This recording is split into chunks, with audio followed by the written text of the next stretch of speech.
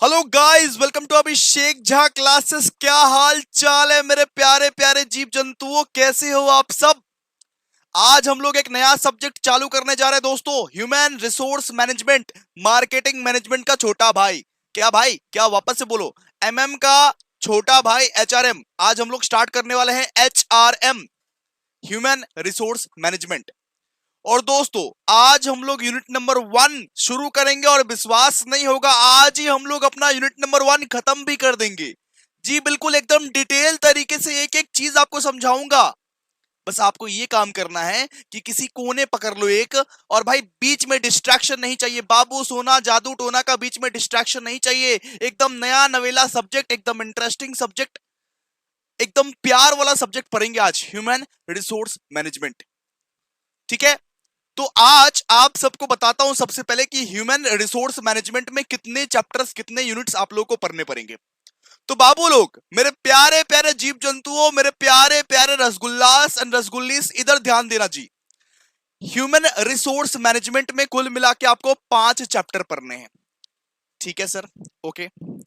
और आपके जो मेन एग्जाम होंगे, यानी कि 75 वाले जो एग्जामिनेशन होंगे, उसमें एमएम आएगा 40 मार्क्स का और एचआरएम आएगा सर 35 मार्क्स का। और मैं बोलूं, एचआरएम सबसे ज्यादा इजी है, एमएम से भी ज्यादा इजी है। यहां पे आप लोगों को कम पर के ज्यादा मार्क्स मिलेगा, इसलिए एचआरएम पे अभी से फोकस करना शुरू कर दो। हम लोग सबसे पहला वाला यूनिट आज करने वाले हैं नेचर एंड स्कोप, यानी एचआरएम का इंट्रोडक्शन पढ़ने वाले हैं कि कौन है एचआरएम, एचआरएम का मीनिंग क्या है, एचआरएम का फंक्शन क्या है, एचआरएम का इंपॉर्टेंस क्या है, यही सब पढ़ने वाले हैं आज।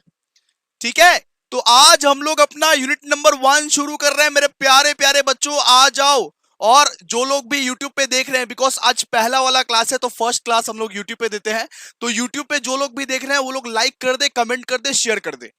चलो ठीक है, तो स्टार्ट कर रहे हैं हम लोग अपना यूनिट नंबर 1, जिसका नाम है दोस्तों nature and scope, nature and scope of HRM. ठीक है, अच्छा सर, आप ह्यूमन रिसोर्स मैनेजमेंट, आप human resource management, human resource management बहुत बार बोल दिए। इसका मतलब क्या होता है, मुझे मतलब जानना है। ह्यूमन रिसोर्स मैनेजमेंट का मीनिंग क्या होता है। आपके एग्जामिनेशन में सबसे पहला क्वेश्चन 2 मार्क्स का, मीनिंग ऑफ एचआरएम, एचआरएम का मतलब क्या होता है। तो सुनो, आओ सबसे पहले रीडिंग करते हैं, एक एक लाइन करके पढ़ेंगे, पढ़ते पढ़ते समझेंगे। आओ, यहां पे क्या लिखा हुआ है पढ़िए। एचआरएम और human resource management is the process of managing people within an organisation. Human resource management में क्या होता है कि आपके ऑर्गेनाइजेशन में जितने भी लोग काम कर रहे हैं, जितने भी कर्मचारी, जितने भी एम्प्लॉयज आपके ऑर्गेनाइजेशन में काम कर रहे हैं, उनको आप मैनेज कर रहे हो। सुनो, मैं जो एजे क्लासेस चला रहा हूं, मैं जो एजे क्लासेस चला रहा हूं, उसमें मेरे जो एम्प्लॉयज होंगे, मान लो कि मेरे 2-4 एम्प्लॉयज हैं, उन 2-4 एम्प्लॉयज को मैं मैनेज कर रहा हूं, उनको बता रहा हूं कि क्या क्या काम है, कैसे कैसे करना है। तो वो फंक्शन क्या कहलाता है, वो फंक्शन ही एचआरएम कहलाता है, उसको ही हम लोग बोलते हैं human resource management. Human resource management मतलब आपके ऑर्गेनाइजेशन में, आपके बिजनेस में जो एम्प्लॉयज लोग काम करते हैं, उन्हें काम करना सिखाना, उन्हें रिक्रूट करना, उन्हें हायर करना, उन्हें ट्रेनिंग देना, उन्हें सपोर्ट करना, उन्हें मोटिवेट करना, ये सब एचआरएम का रोल है दोस्तों, ये सब एचआरएम फंक्शन का रोल है। एचआरएम फंक्शन में यही सब किया जाता है। ये जो एम्प्लॉयज है ना, उनको आप अगर रिक्रूट करते हो, आप उनको नौकरी पे रखते हो, उनको हायर करते हो, उनको ट्रेनिंग देते हो, उनको सपोर्ट करते हो, उनको मोटिवेट देते हो, उनका बेनिफिट के बारे में सोचते हो, तो ये सब एचआरएम फंक्शन कहलाता है। सिंपल। बाबा আমি তোমাকে চাকরি দিচ্ছি, এটা কি এচআরএম ফাংশন। বাবা আমি তোমাকে ট্রেনিং দিতে চাই, এটা কি এচআরএম। বাবা আমি তোমাকে सपोर्ट করছি, এটা কি एचआरएम फंक्शन। सिंपल सा बात है, इसी को तो बोलते हैं एचआरएम। तो ह्यूमन रिसोर्स मैनेजमेंट का मतलब क्या हो गया, human resource management is the process of managing people within an organisation. यानी मेरे भाइयों और बहनों, मित्रों, सुनो, एक ऑर्गेनाइजेशन के अंदर जितने भी आपके एम्प्लॉयज काम कर रहे हैं, उनको आप मैनेज कर रहे हो, उनको आप काम करना सिखा रहे हो, उनको आप ट्रेनिंग दे रहे हो, उनको आप हायर कर रहे हो, उनको आप रिक्रूट कर रहे हो, उनको आप सपोर्ट कर रहे हो, उनको आप मोटिवेट कर रहे हो, उसको बोलते हैं एचआरएम। एक ऑर्गेनाइजेशन में जो भी आपके एम्प्लॉयज हैं उनको आप मैनेज कर रहे हो किसी भी तरीके से, उसको हम लोग क्या प्रोसेस बोलते हैं, कौन सा फंक्शन बोलते हैं sir? HRM, human resource management is the most important function of management. Human resource management is the most important function of management, because इसी फंक्शन में क्या होता है, इसी फंक्शन में आप एम्प्लॉयज को रिक्रूट करते हो, सेलेक्ट करते हो, हायर करते हो, ट्रेनिंग देते हो, सपोर्ट करते हो, बेनिफिट के बारे में सोचते हो. क्लियर है? तो यहां पे एक बार आप गौर फरमाओ. ओ हेलो, ओ हेलो, एक बार गौर फरमाओ. एचआरएम और human resource management is the process of managing people within an organisation. एक ऑर्गेनाइजेशन के अंदर आप जो अपने एम्प्लॉयज को मैनेज कर रहे हो उसको हम क्या बोलते हैं? एचआरएम. ओके सर, समझ गए, इतना तक तो समझ गए. It involves recruiting. आप अगर रिक्रूट करते हो किसी को, मतलब रिक्रूट करना मतलब आप इंटरव्यू के लिए बुला रहे हो, वो भी एचआरएम का हिस्सा है. आप अगर एक एम्प्लॉय को सेलेक्ट करते हो यानी हायर कर रहे हो कि हाँ वेलकम है जी, आपका वेलकम है, आ जाओ हमारे अंडर आप काम कर सकते हो, वो भी एचआरएम का हिस्सा है. आप अगर अपने एम्प्लॉयज को ट्रेनिंग दे रहे हो, भैया ट्रेनिंग दे रहे हो, अरे एक एम्प्लॉयज को तुम काम करने के लिए बुला लियो, उसको ट्रेन तो करना पड़ेगा ना. तो अगर आप ट्रेनिंग दे रहे हो तो वो भी एचआरएम का ही हिस्सा है. और किसी भी तरीके से आप अपने एम्प्लॉयज को सपोर्ट कर रहे हो, बेटा मैं तुम्हें सपोर्ट करता हूं, मैं तुम्हें काम सिखाऊंगा, काम नहीं आता तो मैं तुम्हें काम सिखाऊंगा, कोई दिक्कत नहीं है, मैं तुम्हें सपोर्ट करता हूं, आप उसके बेनिफिट के बारे में सोच रहे हो, तो वो भी एचआरएम का हिस्सा है. ये चारों जो है, ये चारों क्या है? एचआरएम का हिस्सा. एचआरएम का हिस्सा recruiting, hiring, training, supporting employees. ठीक है? To ensure they perform their job effectively and are satisfied with their job. ये सब क्यों प्रोवाइड कर रहे हैं? इतना सपोर्ट क्यों, इतना ट्रेनिंग क्यों, इतना हायरिंग क्यों? ताकि वो लोग अच्छे से काम कर पाए, ताकि मेरे एम्प्लॉयज ऑर्गेनाइजेशन में अच्छे से काम कर पाए, इफेक्टिवली और एफिशिएंटली सारा का सारा काम हो पाए, ऑर्गेनाइजेशन में जितने भी गोल्स हैं मेरे, वो सारे गोल्स अकम्प्लिश हो पाए. इसीलिए मुझे सपोर्ट तो करना पड़ेगा ना, एम्प्लॉयज को ट्रेन तो करना पड़ेगा ना. सिंपल सा बात है, ट्रेनिंग तो प्रोवाइड देना पड़ेगा ना. तो एचआरएम फंक्शंस को क्यों किया जाता है? क्योंकि सारे एम्प्लॉयज बेस्ट तरीके से परफॉर्म करें, एफिशिएंटली और इफेक्टिवली, ताकि सारे के सारे जो गोल्स है ऑर्गेनाइजेशन के वो सारे आराम से अचीव हो जाए. ठीक है? ओके सर, यहां पे लिखा हुआ है HRM also handles employees benefit. HRM function में एम्प्लॉयज बेनिफिट भी आता है. एचआरएम फंक्शन के तहत लोग एम्प्लॉय बेनिफिट के बारे में भी सोचते हैं कि किस तरीके से मेरे ऑर्गेनाइजेशन में जो नन्हे मुन्ने कर्मचारी काम कर रहे हैं मैं उनके बेनिफिट के बारे में सोचूं, उनके परफॉर्मेंस को किस तरीके से इवैल्यूएट करूं, ये भी एचआरएम फंक्शन के अंदर ही आता है. और किस तरीके से मैं उनको सेफ, फेयर और कंप्लायंट वर्क प्लेस दूं, कि वो जो वर्क प्लेस में काम कर रहे हैं वहां पे बॉम्ब बॉम्ब ना फिट किया हो, वहां पे आराम से वो अपना पीसफुली काम कर सके. ठीक है भाई? अगर आप एक एम्प्लॉय को हायर कर रहे हो तो उसको सेफ वर्किंग प्लेस तो देना पड़ेगा ना. अगर वो सेफ नहीं है जिस वर्क प्लेस पे वो काम करता है, फिर वो काम कैसे करेगा बाबा? सोचो सोचो सोचो. तो ये सारे के सारे फंक्शंस भी एचआरएम फंक्शन में आते हैं. यानी कि आप अगर एम्प्लॉय के बेनिफिट के बारे में सोच रहे हो, एचआरएम फंक्शन के अंदर आता है. आप अगर एम्प्लॉय का परफॉर्मेंस को इवैल्यूएट करना चाह रहे हो कि क्या परफॉर्म किया है, क्या नहीं परफॉर्म किया है, कितना परफॉर्म किया है. मान लो मैं एजे क्लास का ओनर हूं और मैं अपने स्टाफ के परफॉर्मेंस को इवैल्यूएट करना चाहता हूं कि वो कितना काम किया है. मैंने उसको 100 फाइल्स बनाने के लिए दी थी, उसने कितना फाइल बनाया है, उसके परफॉर्मेंस को इवैल्यूएट करता हूं, तो वो भी एक एचआरएम का हिस्सा है. और मैं ये भी इंश्योर करूंगा कि मेरे जो वर्कर्स हैं उसको मैं safe, fair and compliant work place दूं. सिंपल सा बात है कि वो आराम से सही तरीके से काम कर पाए, किसी का डर ना हो. क्लियर है? इसके बाद HRM is designed to maximize employees performance in service of an employer strategic objective. यहां पे HRM को क्यों डिजाइन किया गया है? ताकि एम्प्लॉय से ज्यादा हम लोग एफर्ट निकाल सके, एम्प्लॉयज को सपोर्ट करके हम लोग ज्यादा से ज्यादा उसका फायदा उठा सके. सिंपल सा बात है, तुमको चूना लगाने के लिए HRM फंक्शन लाया गया है. HRM फंक्शन में सपोर्ट तो करते हैं, मोटिवेट तो करते हैं, लेकिन क्यों? ताकि उनके वर्कर्स बहुत अच्छे से अच्छा परफॉर्म कर सके. उनसे एफर्ट निकलवा सके, ठीक है, क्योंकि एम्प्लॉयज से अगर बेस्ट आउटपुट निकलवाओगे तभी तो अपने गोल्स अचीव होंगे। अपने मतलब के लिए भी एचआरएम फंक्शन किया जाता है। यहां पे वही लिखा हुआ है, HRM is design to maximise employees performance.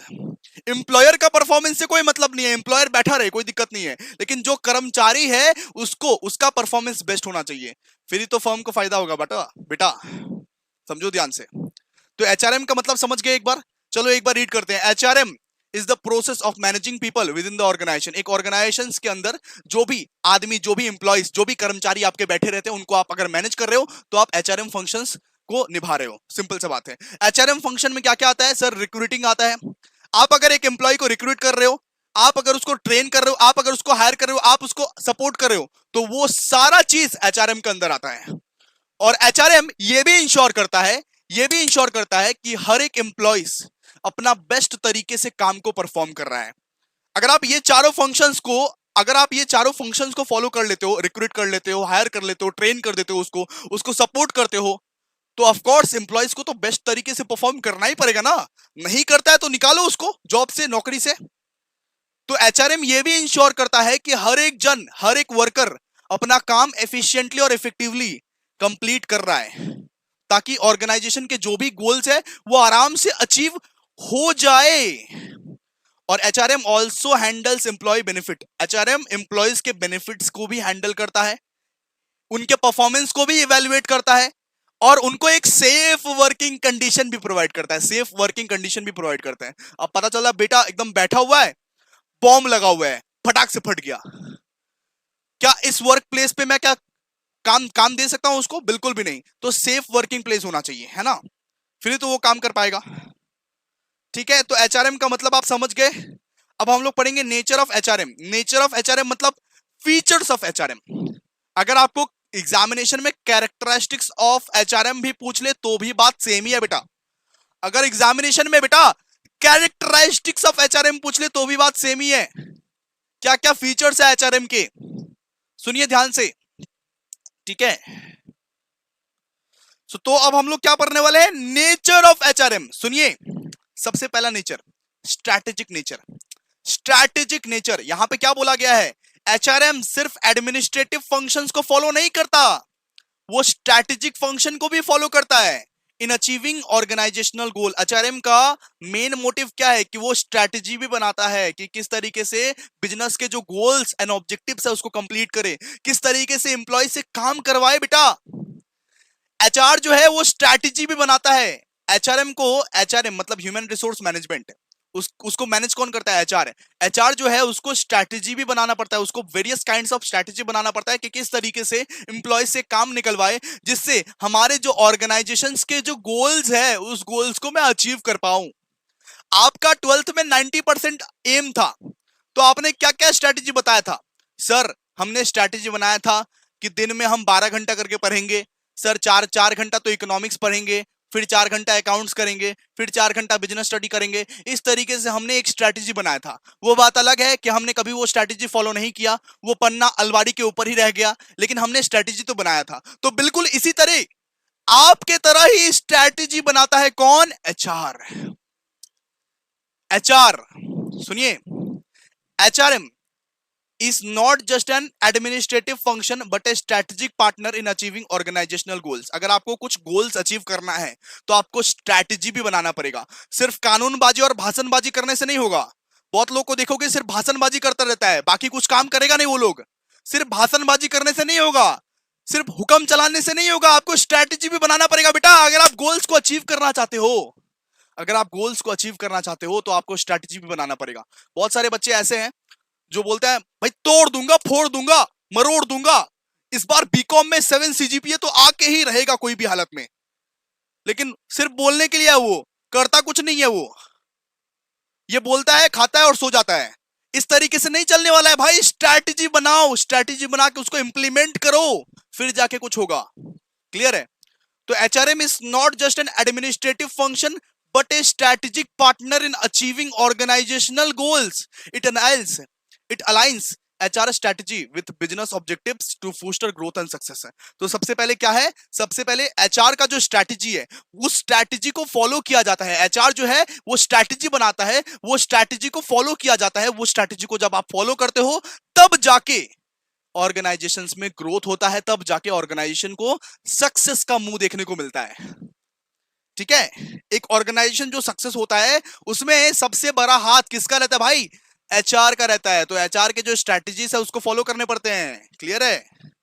चलिए आगे आगे हम लोग पढ़ेंगे कंप्रीहेंसिव फंक्शन। तो एचआरएम जो है वो एक कंप्रीहेंसिव फंक्शन है। रिक्रूटमेंट से रिटायरमेंट तक सारा का सारा जो प्रोसेस है, सारा का सारा प्रोसेस एचआरएम से ही रिलेटेड है। यानी एम्प्लॉय से रिलेटेड जितना भी प्रोसेस होगा, एक मजदूर को कैसे मैनेज करना है, कैसे रिक्रूट करना है, कैसे रिटायर करना है, कैसे सेलेक्ट करना है, कैसे ट्रेन करना है, सारा का सारा जो प्रोसेस है वो एचआरएम ही करवाएगा। एचआरएम को इसीलिए कंप्रीहेंसिव फंक्शन ऑफ एम्प्लॉयज बोलते हैं। ठीक है, तो HRM encompasses a wide range of activity. HRM में बहुत सारे वाइड रेंज ऑफ एक्टिविटी है, बहुत सारे एक्टिविटीज जुड़े हुए हैं एचआरएम में। फ्रॉम रिक्रूटमेंट टू रिटायरमेंट है, रिक्रूटमेंट भी एचआरएम के थ्रू ही होगा, रिटायरमेंट भी अगर आप होना चाहते हो तो एचआरएम के थ्रू ही होता है। ठीक है, रिक्रूटमेंट से रिटायरमेंट तक एचआरएम का सफर है। Ensuring that all aspect of employees management are covered. तो अगर आपको एम्प्लॉयज मैनेजमेंट का कुछ भी चीज करना है तो आप एचआरएम फंक्शन के थ्रू ही जाके गुजरना पड़ेगा आपको। ठीक है, एम्प्लॉयज को पूरा का पूरा तरीके से 100% मैनेज कौन करता है, एचआरएम फंक्शन। एचआरएम फंक्शन के थ्रू ही सारा का सारा एम्प्लॉयज का मैनेजमेंट हो सकता है। रिक्रूटमेंट होगा, सिलेक्शन होगा, या कुछ भी ट्रेनिंग डेवलपमेंट कुछ भी होगा, एम्प्लॉयज से रिलेटेड कुछ भी होगा तो वो एचआरएम फंक्शन के थ्रू ही होता है। इसलिए बहुत very very very important function है एचआरएम फंक्शन। ठीक है, इसलिए इसको बोलते हैं कंप्रीहेंसिव फंक्शन, यानी कि सारा का सारा वाइड रेंज ऑफ एक्टिविटी इसी में कवर्ड है। एम्प्लॉयज से रिलेटेड एम्प्लॉयज के एस्पेक्ट से जितने भी एक्टिविटीज हैं, सारे के सारे एक्टिविटीज एचआरएम में कवर है बेटा, एचआरएम में कवर है। समझ सकते हो? एम्प्लॉयज के रिक्रूटमेंट से एम्प्लॉयज के रिटायरमेंट तक जितने भी एक्टिविटीज हैं सब एचआरएम में कवर है। आप बोल सकते हो एचआरएम में विष्णु है, एचआरएम में ब्रह्मा है। ठीक है, यही सारा करता धरता है एम्प्लॉयज का। समझ गए? एचआरएम ही भगवान है, सिंपल सी बात है। इसके बाद एचआरएम पीपल ओरिएंटेड है। एचआरएम सिर्फ एम्प्लॉयज को देखता है। एचआरएम फंक्शन जो है ना वो सिर्फ एम्प्लॉयज से मतलब रखेगा कि एम्प्लॉयज को किस तरीके से मैनेज करना है।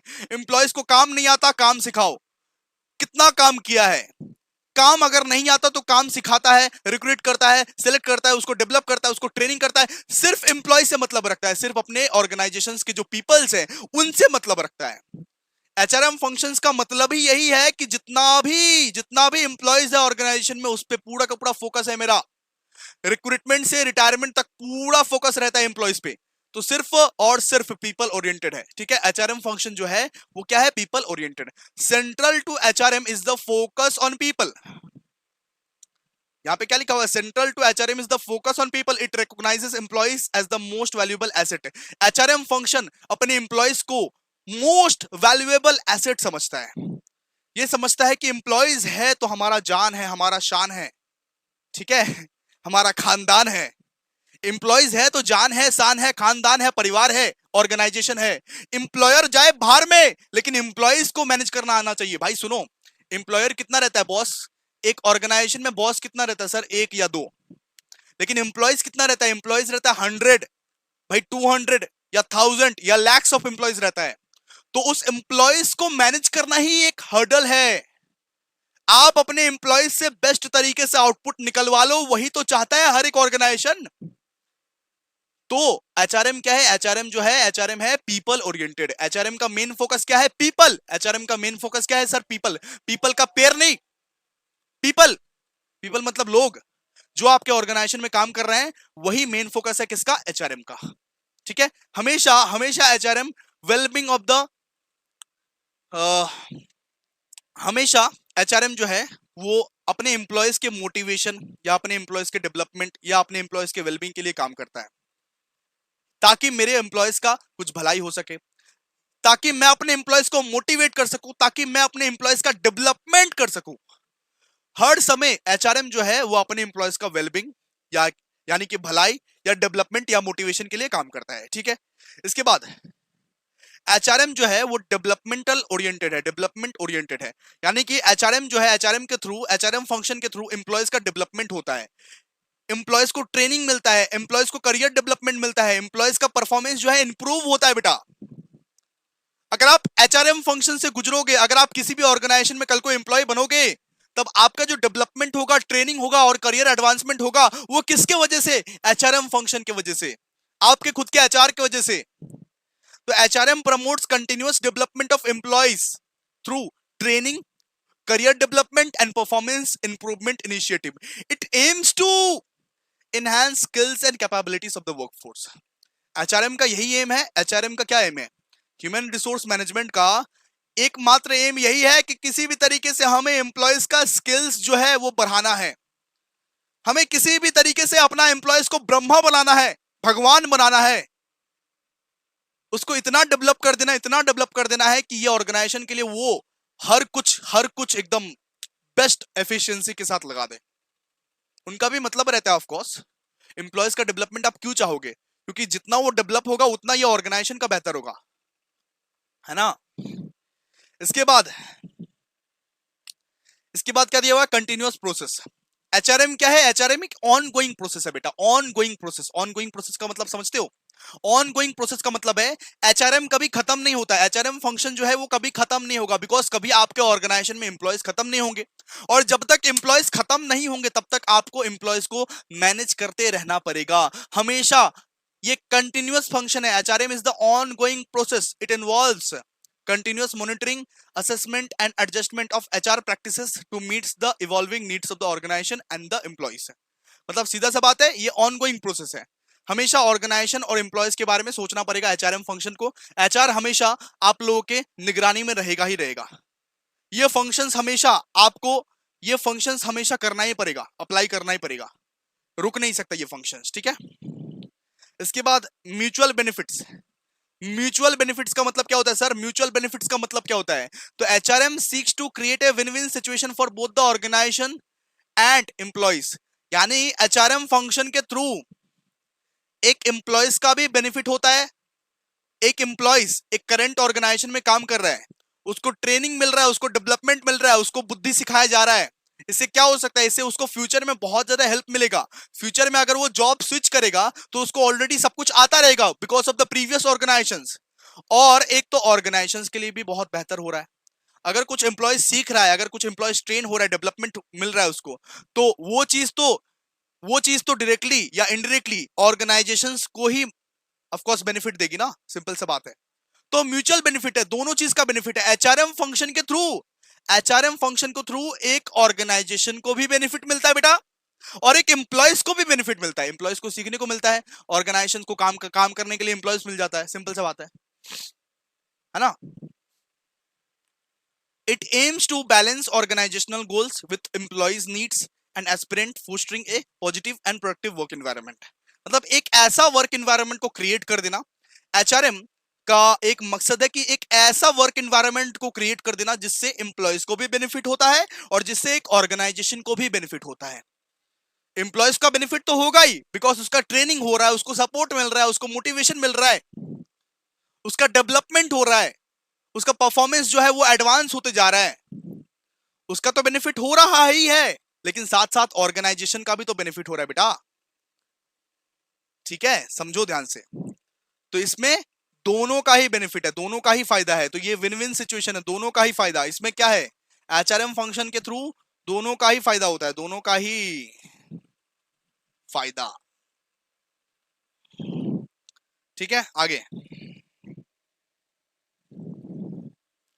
आगे भाई, अडेप्टिव। एचआरएम फंक्शंस बहुत इजीली अडेप्ट कर लेता है। अगर मान लो बाहर के एक्सटर्नल एनवायरनमेंट में कुछ चेंजेस आ रहे हैं तो उस चेंजेस को बहुत इजीली अडेप्ट कर लेता है। HRM is dynamic and adapts to changes in the internal and external environment. मतलब इंटरनल एनवायरनमेंट या एक्सटर्नल एनवायरनमेंट में कुछ चेंजेस अगर आएगा तो एचआरएम बहुत इजीली उसको अडेप्ट कर लेगा, इजीली उसको अडेप्ट कर लेगा। अगर अडेप्ट नहीं करेगा फिर तो बर्बाद हो जाएगा ना बिजनेस। तो एचआरएम फंक्शन का ये भी रोल है कि अगर इंटरनली या अगर कुछ एक्सटर्नली चेंजेस आ रहे हैं, मार्केट एनवायरनमेंट में अगर कुछ चेंजेस आ रहे हैं तो उसको अडेप्ट कर लेता है बहुत इजीली। ठीक है, जैसे मान लीजिए वो टेक्नोलॉजी में कुछ चेंज आ गया, मान लीजिए टेक्नोलॉजी में कुछ चेंज आ गया, पहले हम लोग कीपैड वाला फोन इस्तेमाल करते थे लेकिन अब स्मार्ट वाला फोन इस्तेमाल कर रहे हैं, कल को कुछ और टेक्नोलॉजी आ गया तो उसको बदलना जरूरी है ना भाई, जरूरी है ना चेंज होना। मान लीजिए मार्केट ट्रेंड बदल गया, मार्केट ट्रेंड बदल गया, हम लोग नॉर्मल ये जीन्स में पूरा का पूरा बिजनेस करते थे, अब मान लीजिए फटा हुआ जीन्स ही बिकने लगा सिर्फ। क्या होता है उसको, अरे अरे जो जीन्स होता है वो मतलब कि बीच बीच में जो मतलब कि फटा उटा होता है, मान लीजिए वो जीन्स बिकने लगा, तो अपने को तो चेंज होना है मार्केट के हिसाब से, जो ट्रेंड चल रहा है उस हिसाब से हमको बेचना है सामान। हमारा जीन्स का बिजनेस है, हम लोग नॉर्मल जीन्स बेचते थे, लेकिन अब वो डैमेज जीन्स मिलने लगा, तब वो तो अभी फटा हुआ जीन्स हम लोग बेचेंगे तब ना हमारा घर चलेगा, वरना कैसे चलेगा बताइए। अगर मान लीजिए कि हम ऑफलाइन पढ़ा रहे होते और ऑनलाइन में कभी ना आते तो क्या हमारा घर चलता आजकल के दिन? कोविड में जो लोग ऑफलाइन टीचर्स थे, जो लोग ऑफलाइन टीचर्स थे वो कितने भी बेहतर हो क्यों ना, ऑनलाइन अगर वो नहीं आए थे तो वो बर्बाद हो गए। तो बिल्कुल आजकल ऑनलाइन आना बहुत ज्यादा जरूरी हो गया। इसी को बोलते हैं कि मार्केट एनवायरनमेंट में एक्सटर्नली या इंटरनली कुछ चेंजेस आया तो उसको अडेप्ट करना जरूरी है, और ये एचआरएम फंक्शन के थ्रू ज्यादा अच्छे से होता है, एचआरएम फंक्शन के थ्रू ज्यादा अच्छे से होता है। इसलिए यहां पे बोला HRM is dynamic and adapts to changes. अगर कुछ चेंजेस आया बाहर में, अगर एक्सटर्नली या इंटरनली कुछ चेंजेस आया तो उसको अडेप्ट करना बेटा बहुत ज्यादा जरूरी है। आई होप आप लोग समझ गए, ठीक है ना।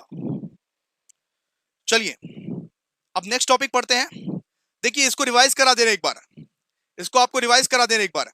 देखिए नेचर ऑफ एचआरएम, अगर आपके क्वेश्चन में कैरेक्टरिस्टिक्स ऑफ एचआरएम पूछे तो भी बात सेम ही है। स्ट्रैटेजिक नेचर, सबसे पहले हम लोग क्या पढ़ते हैं, स्ट्रैटेजिक नेचर। एचआरएम जो है सिर्फ एडमिनिस्ट्रेटिव फंक्शंस को फॉलो नहीं करता भैया, स्ट्रैटेजिक फंक्शंस को भी फॉलो करता है, स्ट्रैटेजी बनाता है। अगर आप स्ट्रैटेजी नहीं बनाओगे तो की करे चलबे बाबा, की करे चलबे, তুমি তো বরবাদ হয়ে যাবে। তোমাকে স্ট্র্যাটেজিটা বানাতে হবে। এচআরএম ফাংশন মধ্যে কি হয়, স্ট্র্যাটেজি বানায়, এচআর যে হয় স্ট্র্যাটেজি বানায়, ওই স্ট্র্যাটেজিটাকে ফলো করে তুমি গোলস এন্ড গোলসটাকে অ্যাচিভ করতে পারবে। सॉरी बेंगोली थोड़ा कमजोर है। इसके बाद भाई कंप्रीहेंसिव फंक्शन, एचआरएम क्या है, एक कंप्रीहेंसिव फंक्शन है क्योंकि इसमें वाइड रेंज ऑफ एक्टिविटीज आते हैं, वाइड रेंज ऑफ एक्टिविटीज आते हैं, रिक्रूटमेंट से लेके रिटायरमेंट तक, जन्म से लेके मरण तक, रिक्रूटमेंट से लेके रिटायरमेंट तक, जब से वो एम्प्लॉइज आया है इस ऑर्गेनाइजेशन में, जब तक रिटायर ना हो जाता है, जितने भी एक्टिविटीज होंगे वो एक्टिविटीज को एचआरएम फंक्शन ही कवर करेगा। सिंपल सा बात है, पीपल ओरिएंटेड है, सिर्फ एम्प्लॉइज का देख ले मतलब कि देख रेख करता है एचआरएम, ठीक है। डेवलपमेंटल ओरिएंटेड है, डेवलपमेंट पे काम करता है, किस तरीके से मैं एम्प्लॉइज का डेवलपमेंट कर सकता हूं, किस तरीके से उनको ट्रेनिंग प्रोवाइड कर सकता हूं, किस तरीके से मैं उसको सपोर्ट कर सकता हूं। ट्रेनिंग डेवलपमेंट पे काम करता है किसका सर, किसका सर, किसका, अरे एम्प्लॉइज का। तो ये क्या है, ऑफ कोर्स डेवलपमेंटल ओरिएंटेड। इसके बाद ऑन गोइंग प्रोसेस है, इसीलिए इसको क्या बोलते हैं, कंटिन्यूअस प्रोसेस। एचआरएम क्या है, कंटिन्यूअस प्रोसेस। हमेशा आपको एचआरएम फंक्शन फॉलो करना ही पड़ेगा, जिस दिन आप फॉलो नहीं किया उस दिन आपका ऑर्गेनाइजेशन बंद, उस दिन आपका ऑर्गेनाइजेशन बंद हो जाएगा बेटा। म्यूचुअल बेनिफिट्स के लिए काम करता है, म्यूचुअल बेनिफिट्स मतलब दोनों का ही फायदा, किसका किसका सर, किसका किसका, एक तो एम्प्लॉइज का और दूसरा ऑर्गेनाइजेशन का, दूसरा मतलब कि दोनों का ही फायदा होता है इसमें। और डायनेमिक एंड अडेप्टिव, यानी इंटरनल और एक्सटर्नल एनवायरनमेंट में कुछ चेंजेस आता है तो सबसे पहले वो चेंजेस को अडेप्ट कौन करता है बेटा, चेंजेस को अडेप्ट करता है सर एचआरएम, ठीक है। चलिए अब हम लोग पढ़ने वाले हैं स्कोप ऑफ एचआरएम, यानी एचआरएम के अंदर ह्यूमन रिसोर्स मैनेजमेंट के अंदर क्या क्या आता है। स्कोप ऑफ एचआरएम का मतलब एचआरएम के अंदर क्या क्या आता है, ह्यूमन रिसोर्स मैनेजमेंट के अंदर क्या क्या आता है, कौन कौन से कंपोनेंट्स ह्यूमन रिसोर्स मैनेजमेंट के अंदर आता है, उस चीज के बारे में पढ़ने वाले हैं दोस्तों। आइए पढ़ते हैं। सबसे पहले देखिए, सबसे पहले आता है ह्यूमन रिसोर्स प्लानिंग। सबसे पहले क्या आता है, ह्यूमन रिसोर्स प्लानिंग। आपको सबसे पहले प्लान करना पड़ेगा। आप अगर एचआरएम फंक्शन को इफेक्टिवली और एफिशिएंटली फॉलो करना चाहते हो तो सबसे पहले आपको प्लान करना पड़ेगा कि आपको कितने एम्प्लॉयज का रिक्वायरमेंट है, आपको कितने एम्प्लॉयज का रिक्वायरमेंट है, आप किस तरीके से रिक्रूट करोगे, किस तरीके से उन एम्प्लॉयज को ट्रेन करोगे, किस तरीके से उसका डेवलपमेंट करोगे, सब चीज के बारे में पहले से सोच के रखना पड़ेगा। आपको प्लानिंग करना पड़ेगा बेटा, प्लानिंग करना पड़ेगा। जब तक आप प्लान नहीं करोगे कि किस तरीके से आप एम्प्लॉयज को हायर करोगे, रिक्रूट करोगे, उसको ट्रेन करोगे, उसको डेवलपमेंट करोगे, फिर कैसे चलेगा? पहले तो प्लानिंग करो, अपने दिमाग की बत्ती जलाओ, पहले प्लान करके लिखो कि किस तरीके से आप अपने फ्यूचर वर्कफोर्स के साथ डील करने वाले हो। आपके ऑर्गेनाइजेशन में कोई वर्कफोर्स आया, एम्प्लॉय आया, तो क्या उसको आप ऐसे ही बिठा के रखोगे क्या कि रुको बैठो भाई, आप 1 महीने बैठो, 1 महीने के बाद मैं प्लान बना के लाता हूं, फिर जाके हम आपको काम पे रखेंगे?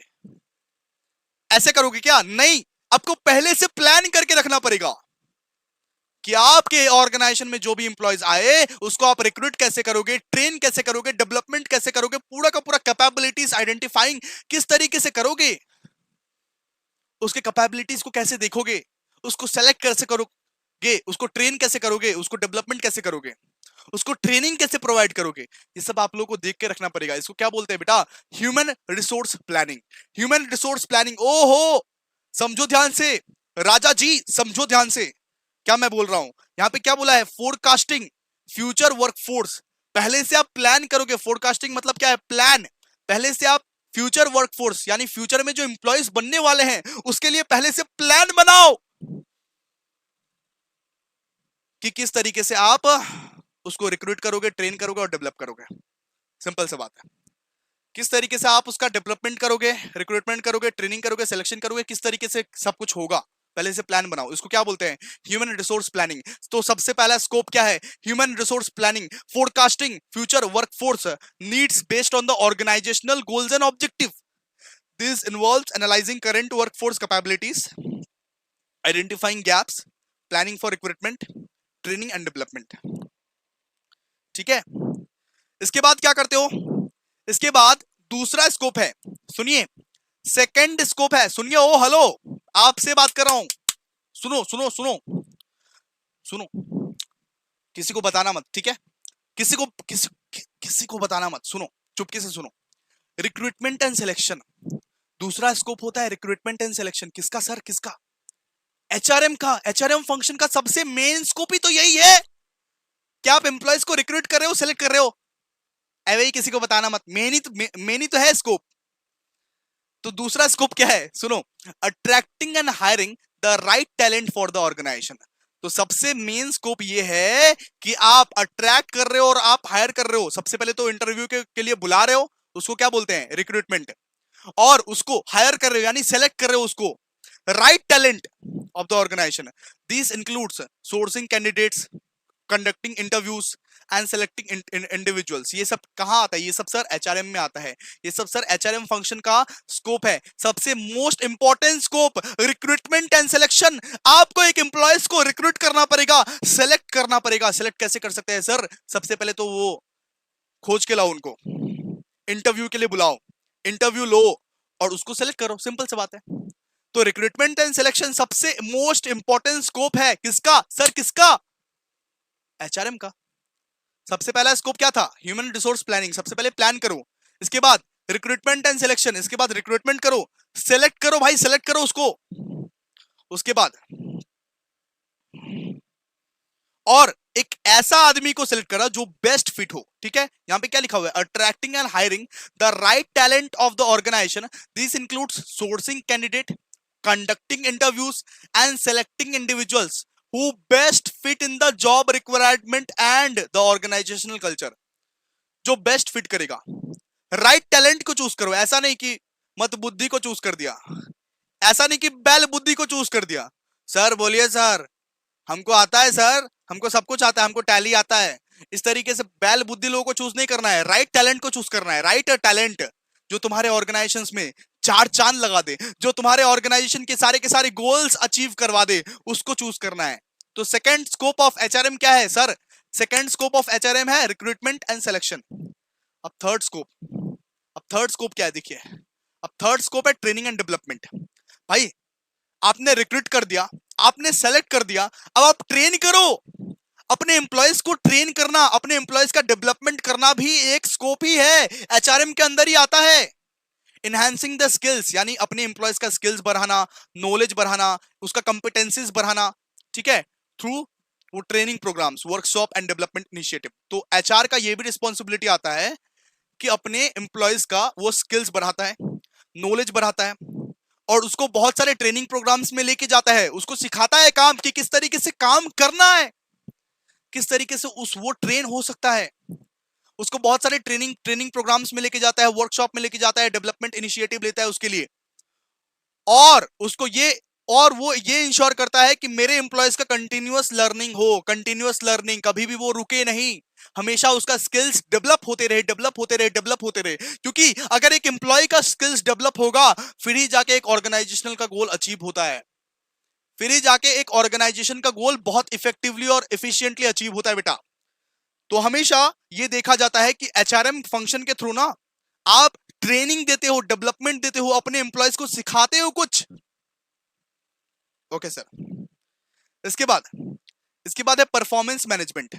सर परफॉर्मेंस मैनेजमेंट का मतलब सर परफॉर्मेंस मैनेजमेंट का मतलब है जो आपके एम्प्लॉयज परफॉर्म कर रहे हैं उसको देखना, उसको परखना। जैसे बचपन में आप क्लास में कुछ कर रहे थे, क्लास में कुछ लिखते थे, तो आपकी मैम और टीचर कॉपी देखने आती थी ना, कितना तक किया दिखाओ तो, हम जो पढ़ाए तुम पढ़ रहे हो या नहीं पढ़ रहे हो, कितना तक लिखा दिखाओ तो। इस तरीके से वो दखल अंदाजी करने आते थे ना, बिल्कुल बिल्कुल ऐसे ही आपको भी दखल अंदाजी करना है। अपने आप को बॉस समझो, आप अपने आप को बॉस समझो आप, और अपने एम्प्लॉयज का आपको दखल अंदाजी करना है, उसके परफॉर्मेंस को देखना है कि कितना ये परफॉर्म कर रहा है, कैसा ये परफॉर्म कर रहा है, कितना मार्क्स आ रहा है इसका। सिंपल सा बात है। तो monitoring and evaluating employees performance to ensure alignment with the organisational goals. तो सिंपल सा बात है, मैं क्या करूंगा, मैं अपने एम्प्लॉयज का परफॉर्मेंस देखूंगा, मैं अपने एम्प्लॉयज का मतलब कि परफॉर्मेंस को इवेल्युएट करूंगा कि किस तरीके से वो परफॉर्म करे, क्या ऑर्गेनाइजेशनल गोल्स को वो अचीव कर पाएगा या नहीं कर पाएगा, क्या वो सक्षम है या नहीं है। This involve setting objectives, objective set करना। सिंपल सा बात है, उसको आप एक टारगेट दोगे कि भाई आज का टारगेट ये है, तुमको आज ये कंप्लीट करना है। इसके बाद फीडबैक प्रोवाइड करोगे, इसके बाद ये मतलब कि परफॉर्मेंस अप्रेजल्स दोगे उसको, ठीक है। और अगर मान लो कि वो बहुत अच्छा परफॉर्म कर दिया तो उसको रिवॉर्ड भी करोगे। भाई पैसा तो आना चाहिए ना भाई, फ्री तो जाके मोटिवेशन आएगा, वरना तो वो अगली बार करेगा ही नहीं। उसको परफॉर्मेंस दोगे, उसको परफॉर्मेंस का रिवॉर्ड दोगे, अगर वो बहुत अच्छे से परफॉर्म कर रहा है उसको रिवॉर्ड दोगे। सिंपल सा बात है। जैसे बचपन में आपकी प्यारी सी क्रश वाली मैम जो थी, आप 15 में से 15 जब स्कोर करते थे तब चॉकलेट मिलता था कि नहीं मिलता था बाबू? मिलता था ना, चॉकलेट मिलता था ना। जो लोग 15 में से 15 स्कोर करेंगे उसको चॉकलेट मिलेगा। तो बिल्कुल इसी तरीके से एक एम्प्लॉय जब आपका बेस्ट परफॉर्म करता है तो उसको कुछ पैसा दो भाई, गांधी जी दो, चॉकलेट से बात नहीं बनेगा। अब वो एम्प्लॉय बड़ा हो गया, छोटा नहीं रहा। क्लियर है? तो सबसे पहले आप उसको टारगेट दोगे, वो टारगेट को देखोगे, उस टारगेट को परखोगे। अगर वो टारगेट को अकम्प्लिश कर दिया, बहुत अच्छा से परफॉर्म कर दिया, उसका परफॉर्मेंस लेवल बहुत ज्यादा हाई है, तो भाई उसको रिवॉर्ड दो, उसको ट्रिप पे भेजो, उसको रिवॉर्ड दो या उसको प्रमोशन कर दो यार, क्या दिक्कत है? ठीक है, चलिए। तो परफॉर्मेंस मैनेजमेंट हम लोग ने कितना स्कोप पढ़ा? 4 स्कोप पढ़ा। Human resource planning, recruitment and selection, training and development and performance management. अब पांचवा स्कोप दोस्तों, कंपेंसेशन एंड बेनिफिट। एक एम्प्लॉयज को आप लोगों को कंपेंसेशन भी देना पड़ता है। सही तरीके से कंपेंसेशन दोगे तभी आपके एम्प्लॉयज आपके यहां पे काम करेंगे बेटा। आप अगर उसको छुट्टे पैसे दोगे तो कैसे चलेगा? आप एक एम्प्लॉयज को मान लो कि 3,000 रुपए दे रहे हो, क्या उसका घर चल पाएगा? बताइए। आप 8 घंटे 9 घंटे काम करवा रहे हो, उसको सिर्फ और सिर्फ 3,000 रुपए दे रहे हो, क्या उसका काम चल पाएगा? बिल्कुल नहीं चल पाएगा। अगर वो काम कर रहा है, अगर वो एफर्ट लगा रहा है, अगर वो 10 घंटे आपके लिए काम कर रहा है, तो आप उसको जितना वो डिजर्व करता है उतना उसको पैसे दो, जितना उसका क्वालिफिकेशन है उसके हिसाब से उसको पैसा दो। तो प्रॉपर तरीके से कंपेंसेट भी करना सीखो। अगर आपका काम हो रहा है, अगर आपका गोल्स अचीव हो रहा है, अगर आपका ऑर्गेनाइजेशन का जितना भी गोल्स है वो अचीव हो रहा है, तो कंपेंसेशन भी देना पड़ता है। ये भी एक एचआरएम फंक्शन का स्कोप है। एचआरएम फंक्शन के अंदर ये भी आता है, एचआरएम के अंदर ये भी आता है। सुनिए, designing and managing compensation packages that are competitive and equitable. तो सिंपल सा बात है, अपने अपने क्वालिफिकेशंस के हिसाब से सबको अपना अपना पैकेज सेट करके दो। This include salary, bonus, incentive, benefits such as health care. Health care का बेनिफिट्स होता है ना भाई, बड़े बड़े ऑर्गेनाइजेशन में हेल्थ केयर का बेनिफिट्स भी होता है, रिटायरमेंट प्लान्स भी होता है, एम्प्लॉयमेंट पर्क्स भी होता है, तो ये सब सारा चीज प्रोवाइड करो, सिंपल सी बात है। तो कंपेंसेशन भी देना पड़ेगा भाई, कंपेंसेशन भी देना पड़ेगा। बिना गांधी जी के कोई काम नहीं होने वाला है, गांधी जी चाहिए काम करने के लिए, ठीक है। चलिए इसके बाद एम्प्लॉयज रिलेशन। एम्प्लॉयज रिलेशन, तो सुनो, एक एम्प्लॉयर को ना अपने एम्प्लॉयज के साथ रिलेशन भी मेंटेन करके रखना पड़ता है। अगर आप एम्प्लॉयज के साथ कुछ रिलेशन मेंटेन करके नहीं रखोगे, मतलब नहीं रखोगे, तो एम्प्लॉयज आपके लिए कभी काम नहीं करेगा बेटा। एम्प्लॉयज के साथ एक बेटर रिलेशनशिप भी मेंटेन करके रखना पड़ता है, एक सपोर्टिव रिलेशनशिप भी मेंटेन करके रखना पड़ता है भाई। एम्प्लॉयज को आप सपोर्ट नहीं कर रहे हो, एम्प्लॉयज से आप बात नहीं कर रहे हो, एम्प्लॉयज को आप समझ नहीं रहे हो, फिर कैसे चलेगा बेटा। एम्प्लॉयज को समझना पड़ेगा आपको, ठीक है। एम्प्लॉयज को आपको क्या करना पड़ेगा बेटा, समझना पड़ेगा। सुनिए, managing relationship between employees and the organisation, this includes handling grievances, resolving conflicts and promoting employees engagement and fostering a positive work environment, ठीक है। इसके बाद लीगल कंप्लायंस। लीगल कंप्लायंस मतलब, लीगल कंप्लायंस मतलब जितने भी लॉज रूल्स एंड रेगुलेशंस है उसका भी ये देखते हैं, ठीक है। जितने भी लॉज रूल्स एंड रेगुलेशंस है, एचआरएम ये भी इंश्योर करता है कि लॉज रूल्स एंड रेगुलेशंस को हम लोग फॉलो कर रहे हैं। Adhering adherence to the labour laws regulations and employment standard, HRM oversees compliance with laws related to the wages, working hours, equal employment opportunity, safety and other employment issues. तो जितने भी laws बनाए गए हैं employment के related, employees के related जितने भी कानून बनाए गए हैं, उस लॉस को भी देखना किसकी जिम्मेदारी है सर, एचआरएम की जिम्मेदारी है, ठीक है। जैसे वेजेस के रिलेटेड एक लॉ बना हुआ है कि मिनिमम कितना वेजेस मिलना चाहिए एक लेबर को, वर्किंग आवर कितना रहना चाहिए, इक्वल एम्प्लॉयमेंट अपॉर्चुनिटी के लिए लॉ लॉ बनाया गया है, ठीक है, सेफ्टी के लिए, एम्प्लॉयमेंट इश्यूज के लिए। तो ये सब चीज हम लोग को देखना पड़ता है, लीगल कंप्लायंस भी हम लोग को देखना पड़ता है। इसके बाद हेल्थ एंड सेफ्टी। सुनिए, हेल्थ एंड सेफ्टी यानी कि आप अपने लेबर का, आप अपने एम्प्लॉयज का हेल्थ एंड सेफ्टी पर भी ध्यान दे रहे हो, ये भी एक स्कोप है, ये भी स्कोप के अंदर ही आता है। अगर आप अपने कर्मचारी और आप अपने एम्प्लॉयज का हेल्थ के ध्यान नहीं देते हो, फिर कैसे चलेगा बताइए। Implementing policies and practice to ensure safe and healthy work environment to all employees. जो वर्क एनवायरनमेंट रहना चाहिए ना, वो कैसा रहना चाहिए, सेफ रहना चाहिए एंड हेल्दी रहना चाहिए। मेरा वर्क एनवायरनमेंट सही नहीं है, जहां पे मेरे एम्प्लॉयज को बहुत दिक्कत हो रहा है, बहुत कष्ट हो रहा है, वो काम नहीं कर पा रहे हैं, हेल्दी बिल्कुल भी नहीं है। मान लीजिए मैं कोई ऐसा जगह पे काम करवाता हूं जहां पे मान लीजिए मलेरिया फैल गया, जहां पे मान लीजिए वो पूरा मच्छर काट करके परेशान हो गया पूरा, वो क्या सेफ है बताइए। मैं अपने एम्प्लॉयज को कुछ ऐसा वर्क प्लेस दिखाऊंगा, कोई ऐसा वर्क प्लेस में काम करवाऊंगा जहां पे वो सेफ महसूस करे बेटा, जहां पे वो सुरक्षित महसूस करे, जहां पे वो सेफ महसूस करे, ठीक है, समझ सकते हो ना आप लोग। This involves risk assessment, safety training, emergencies and compliance with health and safety regulations. तो safe and healthy work place रहना चाहिए आपका। Safe and healthy work place अगर रहता है तो आप सारा का सारा चीज कर सकते हो आराम से, ठीक है। चलिए अब हम लोग पढ़ते हैं functions of HRM. Functions of what, HRM. आइए आइए फंक्शंस ऑफ एचआरएम करेंगे, लेकिन फंक्शंस ऑफ एचआरएम करने से पहले एक बार रिवाइज कर लेते हैं बेटा, ठीक है। अब देखिए, हम ऐसे टीचर नहीं है जो जल्दबाजी में छू मंतर करके भाई छू खत्म सिलेबस तुम्हारा, इस तरीके से हम पढ़ाने वाले नहीं है। हम रिवाइजन करके करके पढ़ाते हैं, ठीक है। आपसे पैसे लिए हैं भाई, मेरा फर्ज बनता है। आइए, scope of HRM. Scope of HRM में हम लोग ने बहुत सारे पॉइंट पढ़ा। सबसे पहले पॉइंट आपको 5 मार्क्स का आएगा, ठीक है, 5 मार्क्स का ज्यादा से ज्यादा आएगा, लेकिन मैं आपको पढ़ा दे रहा हूं। Human resource planning.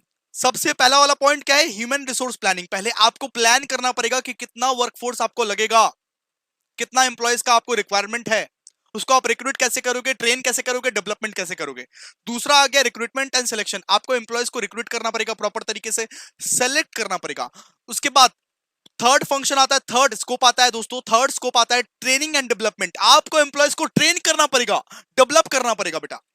इसके बाद परफॉर्मेंस मैनेजमेंट। परफॉर्मेंस मैनेजमेंट, आपके एम्प्लॉयज कैसे क्या परफॉर्म कर रहे हैं उसको आपको इवेलुएट करना पड़ेगा, देखना पड़ेगा, परखना पड़ेगा, वरना तो भाई एम्प्लॉयज जीटीए खेलेगा।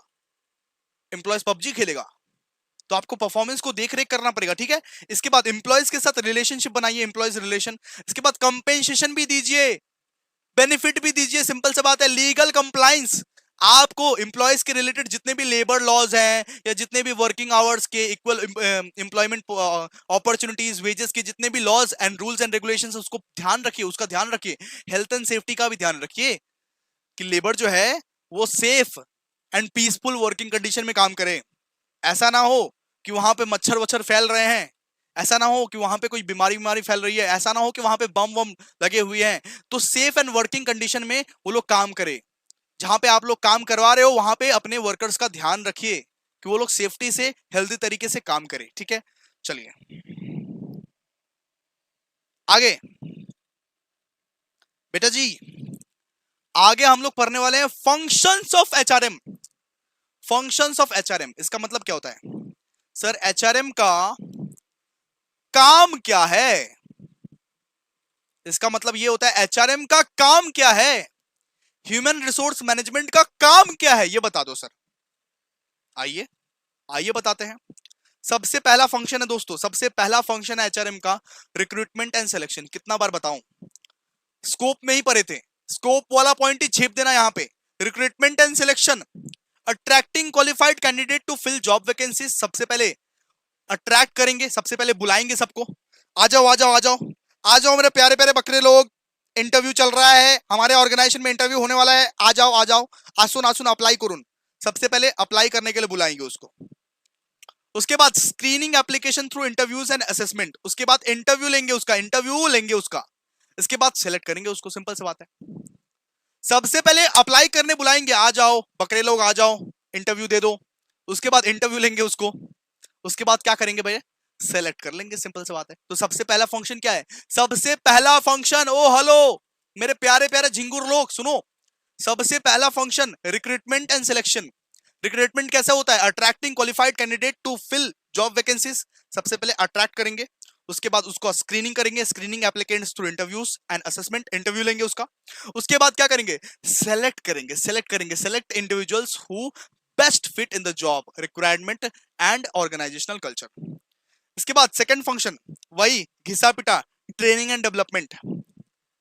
अगर आप स्कोप याद कर लिए तो फंक्शन ऑटोमेटिकली याद हो जाएगा, बिकॉज सेम टू सेम है, सेम टू सेम है बेटा। तो training and development, training and development क्या? सबसे पहले identifying training needs based on organisational goals and employees performance, designing and delivering training programmes to enhance skill and knowledge and providing opportunity. सबसे पहले क्या करना है? सबसे पहले आप लोगों को एम्प्लॉयज को देखना है, परखना है, इसको कौन सा, इस बुर्बक को कौन सा ट्रेनिंग का रिक्वायरमेंट है। सबसे पहले आप सोचोगे इस बुर्बक को कौन सा ट्रेनिंग का रिक्वायरमेंट है। आप सोच लिए, आप एक पर्टिकुलर ट्रेनिंग के बारे में सोच लिए, उसके बाद उसके लिए वो ट्रेनिंग डिजाइन करोगे। उसके बाद आप वो ट्रेनिंग ना डिजाइन करोगे, और डिजाइन करने के बाद उसको अपॉर्चुनिटी दोगे, सिंपल सा बात है। Providing opportunity for career development and growth within the organisation. हर समय उसको अपॉर्चुनिटी देखो कि किसी भी तरीके से वो अपना स्किल्स को इंप्रूव करे, डेवलपमेंट हो उसका, और करियर एडवांस हो उसका, करियर डेवलपमेंट हो उसका। उसको बार बार बार बार लगातार अपॉर्चुनिटी दोगे, कुछ ना कुछ करने का, कुछ ना कुछ सीखने का, ठीक है। इसी को बोलते हैं training and development. Training and development क्या है sir? Second function of HRM, second function of what? HRM, second function of what? HRM, ठीक है। अब थर्ड क्या है? Performance management. अब थर्ड क्या है? Performance management. तो परफॉर्मेंस मैनेजमेंट में क्या करना पड़ता है सर? पहले तो स्टैंडर्ड सेट करो, ऑब्जेक्टिव सेट करो। स्टैंडर्ड मतलब समझते हो? सबसे पहले आप अपना टारगेट सेट करो कि कितना क्या परफॉर्म करना है एम्प्लॉयज से। इसके बाद मॉनिटर करो, monitoring employees performance through regular feedback and performance appraisal. उसके बाद उसको बार बार लगातार देख रेख करो, जा जाके देखो। मूवीज वूवीज में देखते रहते हो ना कि बॉस या मैनेजर बार बार जाके देखता रहता है कितना काम हुआ, कितना काम नहीं हुआ, ये काम हो जाना चाहिए आज शाम तक, आज शाम तक अगर नहीं हुआ तुम्हारी नौकरी चली जाएगी। ऐसा देखे हो या नहीं बताओ? बिल्कुल देखें सर। तो सबसे पहले अपने एम्प्लॉयज के लिए एक ऑब्जेक्टिव, एक स्टैंडर्ड सेट करो कि कितना काम होना चाहिए। उसके बाद ये इंश्योर करो, ये मॉनिटर करो कि हाँ हो रहा है ये काम। अगर नहीं हो रहा है तो धमकाओ उसे, रेगुलर फीडबैक लो, ठीक है। और जो लोग भी बहुत बढ़िया से काम कर दिए उसको रिवॉर्ड करो, rewarding and recognising high performance and addressing under performance through coaching और करेक्टिव एक्शंस। मान लो कि किसी ने बहुत कम परफॉर्मेंस किया, उसको सिखाओ, उसको काम करना सिखाओ या उसको पनिशमेंट दो। उसको काम करना सिखाओ या तो उसको पनिशमेंट दो, सिंपल सा बात है। अरे करेक्टिव एक्शन का मतलब क्या होता है, ये अंग्रेजी वर्ड ऐसे ही बोल दिया, इसका मतलब सीधा सा बात है पनिशमेंट। उसको धमकाओ, धमकी दो, या तो उसको सिखाओ या तो उसको पनिशमेंट दो, सिंपल सी बात है। ठीक है, इसके बाद compensation and benefits, fourth function. Fourth function है कंपेंसेशन एंड बेनिफिट्स। प्रॉपर तरीके से आपको कंपेंसेशन पैकेजेस का ध्यान रखना चाहिए, है ना। वापस से रिपीट कर रहे हैं, स्कोप ऑफ एचआरएम का ही सारा का सारा पॉइंट्स है, लेकिन कुछ अलग तरीके से आपको लिखना पड़ेगा, बिल्कुल। Developing and administrating competitive and equitable compensation packages, managing, आपको सबसे पहले स्ट्रक्चर्स मैनेज करना पड़ेगा, सैलरी का, इंसेंटिव का, बेनिफिट्स का, हेल्थ केयर का। ये सब क्या है, ये सब फंक्शन है। ठीक है, मतलब सीधा सा बात है कि आप अपने एम्प्लॉयज के कंपेंसेशन एंड बेनिफिट्स के बारे में सोचो, और अपने एम्प्लॉयज के कंपेंसेशन जितने जितने हिसाब से बनते हैं उतने उतने हिसाब से उसको दो। सैलरी स्ट्रक्चर, बोनसेस, इंसेंटिव होना चाहिए, सिंपल सी बात है। And ensuring compliance with the legal requirements and industry standard related to the, मतलब कि कंपेंसेशन। यहां पे ये बोला गया है कि कंपेंसेशन इतना कम भी मत दो कि उनका गुजर बसर ही ना चले। जितना भी लीगल रिक्वायरमेंट है या जितना भी इंडस्ट्री स्टैंडर्ड है उसके हिसाब से उसको सैलरी देना चाहिए। अपने एम्प्लॉयज को अगर तुम बेटर सैलरी दोगे तो वो बेटर काम करेंगे, वरना तो वो डिमोटिवेटेड रहेंगे, फिर वो काम क्या करेंगे। यहाँ पे ये बोला गया है कि अगर मतलब अगर मान लो इंडस्ट्री स्टैंडर्ड के हिसाब से उस एम्प्लॉय को 30,000 मिलना चाहिए, तो उसे 30,000 देने का बाबा, उसे 20,000 नहीं देने का, उसे 30,000 ही देने का। इंडस्ट्री स्टैंडर्ड के हिसाब से या लीगल रिक्वायरमेंट के हिसाब से उसको उसे पैसे दो, उसे कम देने की कोशिश मत करो। ठीक है, ठीक है। अब आगे, आगे है एम्प्लॉयज रिलेशन। आपको अपने एम्प्लॉयज के साथ बहुत अच्छा से रिलेशन मेंटेन करना चाहिए, ताकि जो मतलब कि कॉन्फ्लिक्ट्स हो रहे हैं, जो ग्रीवेंसेस हो रहे हैं, वो वापस ना हो, दोबारा ना हो। ठीक है, एम्प्लॉयज के साथ बेटर रिलेशन मेंटेन करना चाहिए। बिल्कुल स्कोप वाला पॉइंट से रिपीट किया हुआ है, ठीक है, बिकॉज फंक्शंस भी एकदम सेम ही सेम है। इसके बाद हेल्थ एंड सेफ्टी का, हमेशा हेल्थ एंड सेफ्टी का ध्यान रखो। एक employees safe and healthy work environment में काम करें, वो सारे पॉलिसीज को अपनाओ। ठीक है, implementing policies and procedures to ensure a safe and healthy work environment, conducting risk assessment and providing safety training for employees। ठीक है, हमेशा जो ट्रेनिंग प्रोवाइड करो या हमेशा जो काम करवाओ, उनसे जो काम करवाएगा वो सेफ वर्किंग कंडीशन में काम करवाओ। ठीक है, हेल्दी एंड सेफ्टी। तो फंक्शंस में क्या क्या पढ़े, फंक्शंस में बिल्कुल सेम टू सेम पॉइंट्स, लेकिन आप लोगों को थोड़ा डिफरेंट वे में लिखना है, फंक्शंस के हिसाब से लिखना है। ठीक है, तो रिक्रूटमेंट एंड सिलेक्शन, दूसरा ट्रेनिंग एंड डेवलपमेंट, फिर तीसरा performance management, fourth compensation and benefits, employees relation and health and safety. ये 6 पॉइंट्स याद कर लेना, बस काम बन जाएगा तुम्हारा। ये क्या है, functions of HRM. Functions of HRM, HRM क्या क्या काम करते हैं, सिंपल से बात है। अब हम लोग पढ़ेंगे इंपॉर्टेंस ऑफ एचआरएम।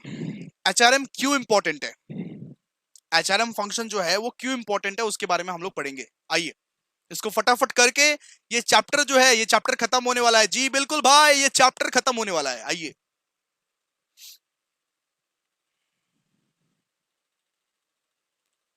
हम लोग अभी पढ़ने जा रहे हैं दोस्तों इंपॉर्टेंस ऑफ एचआरएम। सुनिए, सबसे पहले होता है, सबसे पहले important, talent acquisition and retention. सबसे पहले एचआरएम जो है ना, वो क्रूशियल रोल प्ले करता है, क्रूशियल रोल प्ले करता है to attract, to select and to retain the right talent. एक राइट टैलेंट को अपने ऑर्गेनाइजेशन में जगह देने में सबसे बड़ा रोल कौन प्ले करता है सर, एचआरएम प्ले करता है। एक एचआरएम के वजह से ही, एचआरएम फंक्शन के वजह से ही एक सही आदमी एक ऑर्गेनाइजेशन में आ पाता है और सही तरीके से काम कर पाता है। तो यहां पे क्या लिखा हुआ है, आज HRM place a crucial role, यानी इंपॉर्टेंट रोल प्ले करता है HRM in attracting, selecting and retaining the right talent of the organization. These ensure that the workforce is skilled, motivated and aligned with the organizational goals. HRM ये ensure करता है, HRM function ये मतलब ensure करता है कि जो worker है, जो हमारा वर्कर है, जो हमारा प्यारा प्यारा वर्कर है, वो स्किल्ड है, वो मोटिवेटेड है, वो हर कोई काम कर सकता है, वो अस्वस्थ थमा है, वो भगवान है। वो राइट टैलेंट को खोज के लाता है। सिंपल सी बात है, सुनिए, राइट टैलेंट को अपने फर्म में जगह देता है, खोज के लाता है। एचआरएम का सबसे मोस्ट इंपॉर्टेंट फंक्शन ही है talent acquisition and retention. HRM important क्यों है? क्योंकि वो टैलेंट को एक्वायर करता है, वो टैलेंटेड इंप्लॉयज को परखता है, खोजता है और खोज के अपने ऑर्गेनाइजेशन में जगह देता है। ठीक है, एचआरएम जो है वो एम्प्लॉयज के डेवलपमेंट के लिए काम करता है, एम्प्लॉय के डेवलपमेंट के लिए काम करता है। कितना बार पढ़े, बार बार तो यही पढ़ रहे हैं। HRM facilitates the development of employees through training. HRM सबसे पहले तो अपने एम्प्लॉय को ट्रेनिंग देता है, करियर डेवलपमेंटल प्रोग्राम्स में हिस्सा बनाता है एंड परफॉर्मेंस मैनेजमेंट सिस्टम्स का हिस्सा बनाता है। और सिंपल सा बात है, एक एम्प्लॉयज का डेवलप करने में सबसे बड़ा हाथ किसका रहता है सर? सबसे बड़ा हाथ एचआरएम फंक्शन का रहता है, एचआरएम का रहता है। ठीक है, These helps enhance employee skill। इससे क्या होता है? एम्प्लॉय का स्किल बढ़ता है, एम्प्लॉय का कैपेबिलिटी बढ़ता है, एम्प्लॉय का जॉब सेटिस्फैक्शन बढ़ता है। एक एम्प्लॉयज के डेवलपमेंट में सबसे बड़ा हाथ किसका है सर? सबसे बड़ा हाथ एचआरएम का है। क्यों सर? क्योंकि ट्रेनिंग प्रोवाइड करता है, करियर मतलब बहुत सारे ऑफ कोर्स ट्रेनिंग या डेवलपमेंटल प्रोग्राम्स या बहुत सारे परफॉर्मेंस मैनेजमेंट सिस्टम्स में हिस्सा बनाता है, बहुत सारे करियर अपॉर्चुनिटीज देता है। इस वजह से क्या होता है? एम्प्लॉयज का डेवलपमेंट होता है। ओके, फिर third, organisational culture and employees engagement. HRM जो है ना, एचआरएम फंक्शन एक पॉजिटिव ऑर्गेनाइजेशनल कल्चर को स्टैब्लिश करता है और एम्प्लॉयज को एंगेज होने देता है, ताकि हम लोग प्रॉपर तरीके से कम्युनिकेट कर पाए, टीम वर्क कर पाए, मोरल रहे हमारे पास और हम लोग एकदम हाई प्रोडक्टिविटी के साथ, हाई मोटिवेशन के साथ अपना काम को कर पाए। सिंपल सा बात है। यहाँ पे क्या लिखा हुआ है? HRM fosters a positive organisational culture and promotes employees engagement. HRM ये प्रमोट करता है कि सारा का सारा मतलब एम्प्लॉयज एकदम टीम बना के काम करें, सारे के सारे एम्प्लॉयज एकदम टीम बन के काम करे, अच्छे से काम करे भाई, अच्छे से काम करे, सुंदर से काम करे, एकजुट होकर काम करे, एक दूसरे के लिए काम करे, एक ऑर्गेनाइजेशन के लिए काम करे। So these includes initiative to improve communication, teamwork and moral, leading to the higher productivity and lower turnover। ठीक है, इसके बाद जितने भी लीगल कंप्लायंस होते हैं, जितने भी रिस्क होते हैं, वो सारे के सारे रिस्क किसके टोकरी में रहते हैं सर? एचआरएम के। वो सारे के सारे रिस्क लेते हैं एचआरएम। जितने भी लॉज होते हैं, लेबर लॉज, रेगुलेशंस, रूल्स, जितने भी रूल्स एंड रेगुलेशंस होते हैं सेफ्टी के अकॉर्डिंग या मतलब एम्प्लॉयज के लिए, वो सारे रूल्स एंड रेगुलेशंस कौन देखते हैं सर? एचआरएम देखते हैं। HRM ensures compliance with labour laws. तो जितने भी लेबर लॉस होते हैं, वो लेबर लॉस देखना किसका काम है सर? एचआरएम फंक्शन का। एचआरएम देखता है रेगुलेशंस एंड वर्कफोर्स पॉलिसी। ठीक है, by maintaining legal standard and mitigating risk related to employees relation and safety। ठीक है, इसके बाद स्ट्रैटेजिक अलाइनमेंट। एचआरएम जो है वो ह्यूमन कैपिटल स्ट्रैटेजी को बिजनेस स्ट्रैटेजी के साथ कोऑर्डिनेट करता है। आप अपने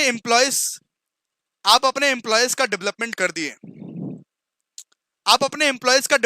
दिए, अब उसका काम क्या है? अब उसका काम यह है, एचआरएम का काम यह है, एक प्रॉपर एचआर का काम यह है कि उस डेवलपमेंट का प्रॉपर तरीके से यूज करो।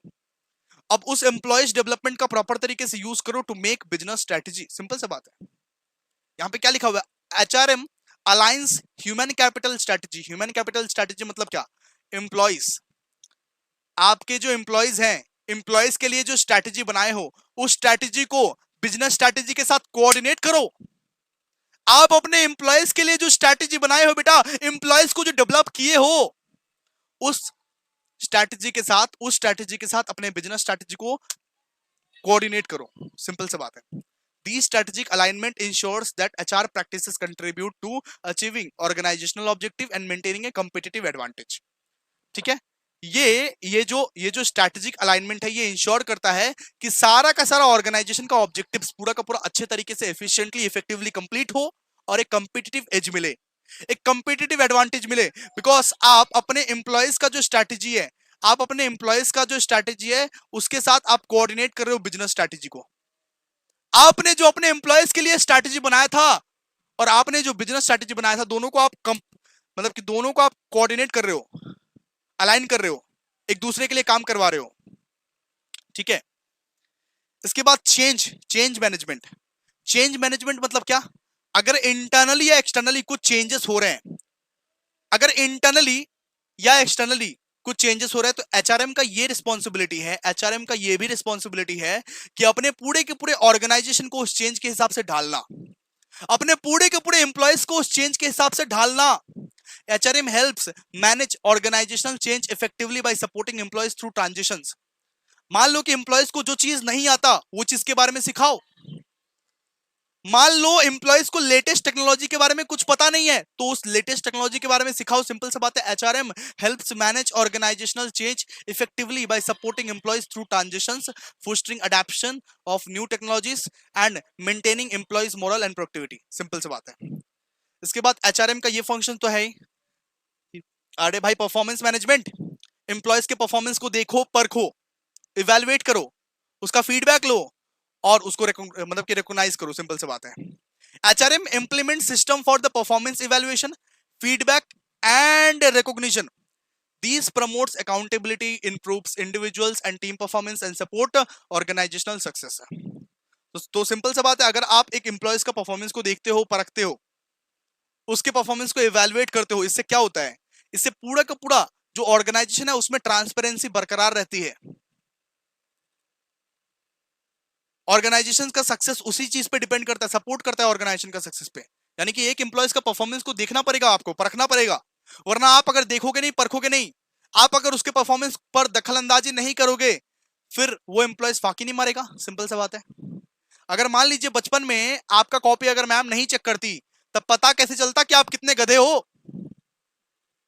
सिंपल सा बात है। आप होशियार हो या गधे हो, इसके लिए तो अब चेक करना पड़ेगा ना, परफॉर्मेंस देखना पड़ेगा किसी को। ठीक है, तो सिंपल सा बात है, परफॉर्मेंस मैनेजमेंट ये क्या है? ये अनदर इंपॉर्टेंस है। चलिए नेक्स्ट है workforce planning and succession management. ये नहीं पढ़ने का दरकार है, ये पढ़ लीजिएगा, employees wellbeing and workforce safety. तो एचआरएम ये इंश्योर करता है कि जो भी वर्कफोर्स है, उसके जो भी एम्प्लॉयज है, उसको एक सेफ्टी प्रोवाइड करे, उसको एक safe and healthy work environment provide करे। ये तो स्कोप में भी पढ़े थे, फंक्शन में पढ़े थे, इंपॉर्टेंस में भी पढ़े। सिंपल सा बात है। HRM promotes employees wellbeing by offering healthy and wellness programme, promoting work life balances, ensuring a safe and healthy work environment. HRM ये इंश्योर करता है कि हर एक एम्प्लॉयज अपने काम और अपना पर्सनल लाइफ को प्रॉपर तरीके से मैनेज कर पाए, उसके लिए सारा का सारा सोशल वेलफेयर हो पाए और उसको एक safe and healthy working condition मिले, safe and healthy work environment मिले, जिसमें वो आराम से कंफर्टेबल होकर काम कर पाए बिना किसी हिचकिचाहट के। ठीक है, तो यहां पे हमने क्या क्या इंपॉर्टेंस पढ़ा, जरा ध्यान दीजिएगा। सबसे पहले हमने इंपॉर्टेंस पढ़ा talent acquisition and retention, importance of HRM. सबसे पहला इंपॉर्टेंट कि एचआरएम क्या करता है? एचआरएम वो टैलेंट को समझता है, परखता है और टैलेंट को एक्वायर करता है और उस टैलेंट को अपने ऑर्गेनाइजेशन में जगह देता है। इसके बाद एम्प्लॉयज डेवलपमेंट, एम्प्लॉयज डेवलपमेंट, ओ हेलो सुनो, एम्प्लॉयज डेवलपमेंट, एचआरएम का सबसे मेन ये फोकस रहता है कि किसी भी तरीके से एक एम्प्लॉय का डेवलपमेंट हो, उसको ट्रेनिंग प्रोवाइड करता है, उसको डेवलपमेंटल स्ट्रैटेजीज प्रोवाइड करता है, उसको डेवलपमेंटल प्रोग्राम्स का हिस्सा बनाता है। इसके बाद organisational culture and employees engagement. HRM function ऐसा है कि हर एक एम्प्लॉयज को अपने कल्चर के हिसाब से ढालता है और एम्प्लॉयज को as a team work, morale और कम्युनिकेशन सिखाता है कि किस तरीके से टीम वर्क, एकता, एक होके काम करने का, किस तरीके से एक होके काम करने का, ये कौन सिखाता है? Sir, HRM. फिर स्ट्रैटेजिक अलाइनमेंट। एचआरएम ऐसा होता है कि ह्यूमन कैपिटल स्ट्रैटेजी को बिजनेस स्ट्रैटेजी के साथ कोऑर्डिनेट करता है। फिर चेंज मूवमेंट। एचआरएम ऐसा होता है कि इफेक्टिवली एंड एफिशिएंटली चेंज करने देता है। चेंज मतलब सिंपल सा बात है, चेंज मूवमेंट का मतलब क्या है? HRM helps manage organisational change effectively by supporting employees through transitions. मतलब एचआरएम ये हेल्प करता है कि इंटरनली और एक्सटर्नली जो चेंज हो रहा है, इंटरनल एनवायरनमेंट में और एक्सटर्नल एनवायरनमेंट में जो चेंजेस हो रहे हैं, उस चेंजेस को मैं पूरा ऑर्गेनाइजेशन को सिखा पाऊं, मैं अपने एम्प्लॉयज को सिखा पाऊं। ठीक है, इसके बाद वही सब employees wellbeing and work force safety, अपने एम्प्लॉयज को एक safe and healthy work environment देना है। इसके बाद performance management. HRM implement system for the performance evaluation, feedback and recognition. HRM एक सिस्टम को इंप्लीमेंट करता है जिससे एम्प्लॉयज का आप इवैल्यूएट कर सको, कितना काम किया है, क्या काम किया है, इससे क्या होता है, अकाउंटेबिलिटी बनता है और हर एक इंडिविजुअल प्रॉपर तरीके से काम को सीख पाता है ना। तो ये पूरा का पूरा एचआरएम का यूनिट नंबर 1 हम लोग ने बहुत डिटेल्ड वे में खत्म कर दिया दोस्तों। अब हम लोग आज के आज ही यूनिट नंबर 2 मतलब कि करने का पूरा कोशिश करेंगे। अब देखते हैं, ठीक है। तो यूनिट नंबर 1 पूरा हमने खत्म कर दिए। आई होप आप लोगों को सब समझ में आया होगा। एक बार, दो बार, तीन बार, चार बार, जितना बार भी याद कर सकते हो याद कर लो, खत्म हो गया यूनिट नंबर 1 हम लोग का खल्लास। So thank you so much, मिलते हैं नेक्स्ट वीडियो में। Hello guys, welcome to Abhishek Jha classes. क्या हाल चाल है दोस्तों? सर सब बढ़िया, सब मजे में। आज अब हम लोग यूनिट नंबर 2 पे जाएंगे दोस्तों। यूनिट नंबर 2 को भी खत्म करेंगे जिस तरीके से हम लोग ने बहुत बढ़िया तरीके से यूनिट नंबर 1 खत्म किया था। तो आज हम लोग अपना यूनिट नंबर 2 भी खत्म करेंगे। किसका सर? ह्यूमन रिसोर्स मैनेजमेंट का। जरा गौर फरमाइएगा और मजा आएगा तो तालियां भी बजाइएगा दोस्तों। आज हम लोग पढ़ने वाले हैं यूनिट नंबर 2 में, हम लोग पढ़ने वाले हैं human resource planning. Human resource planning, जरा गौर फरमाइएगा। तो ह्यूमन रिसोर्स प्लानिंग क्या होता है? ह्यूमन रिसोर्स प्लानिंग का मतलब है कि हमें फ्यूचर में कितने एम्प्लॉयज का रिक्वायरमेंट है, कौन कौन से स्किल्स वाले एम्प्लॉयज का रिक्वायरमेंट है, कौन से पीपल्स का रिक्वायरमेंट है, उसके बारे में सोचना, उसके बारे में प्लान करना। हमें फ्यूचर में जो एम्प्लॉयज का रिक्वायरमेंट है उसके बारे में अगर हम प्लान करते हैं, उसको हम लोग क्या बोलते हैं? Human resource planning. एक ऑर्गेनाइजेशन जो हायर करने वाला है फ्यूचर में, आप जो फ्यूचर में एम्प्लॉयर्स हायर करने वाले हैं, फ्यूचर में जो वर्कफोर्स हायर करने वाले हैं, आपको कैसे टाइप के वर्कफोर्स चाहिए, उसमें क्या क्या कैपेबिलिटीज होनी चाहिए, उन सब चीज के बारे में सोचना। आप फ्यूचर में किस तरीके से रिक्रूट करने वाले हो, सेलेक्ट करने वाले हो, किस तरीके से उन लेबर का या उन वर्कर्स का आप डेवलपमेंट करने वाले हो, किस तरीके से उसको ट्रेनिंग प्रोवाइड करने वाले हो, उस चीज के बारे में प्लान बनाना, उसको क्या बोलते हैं बेटा? Human resource planning. Human resource planning.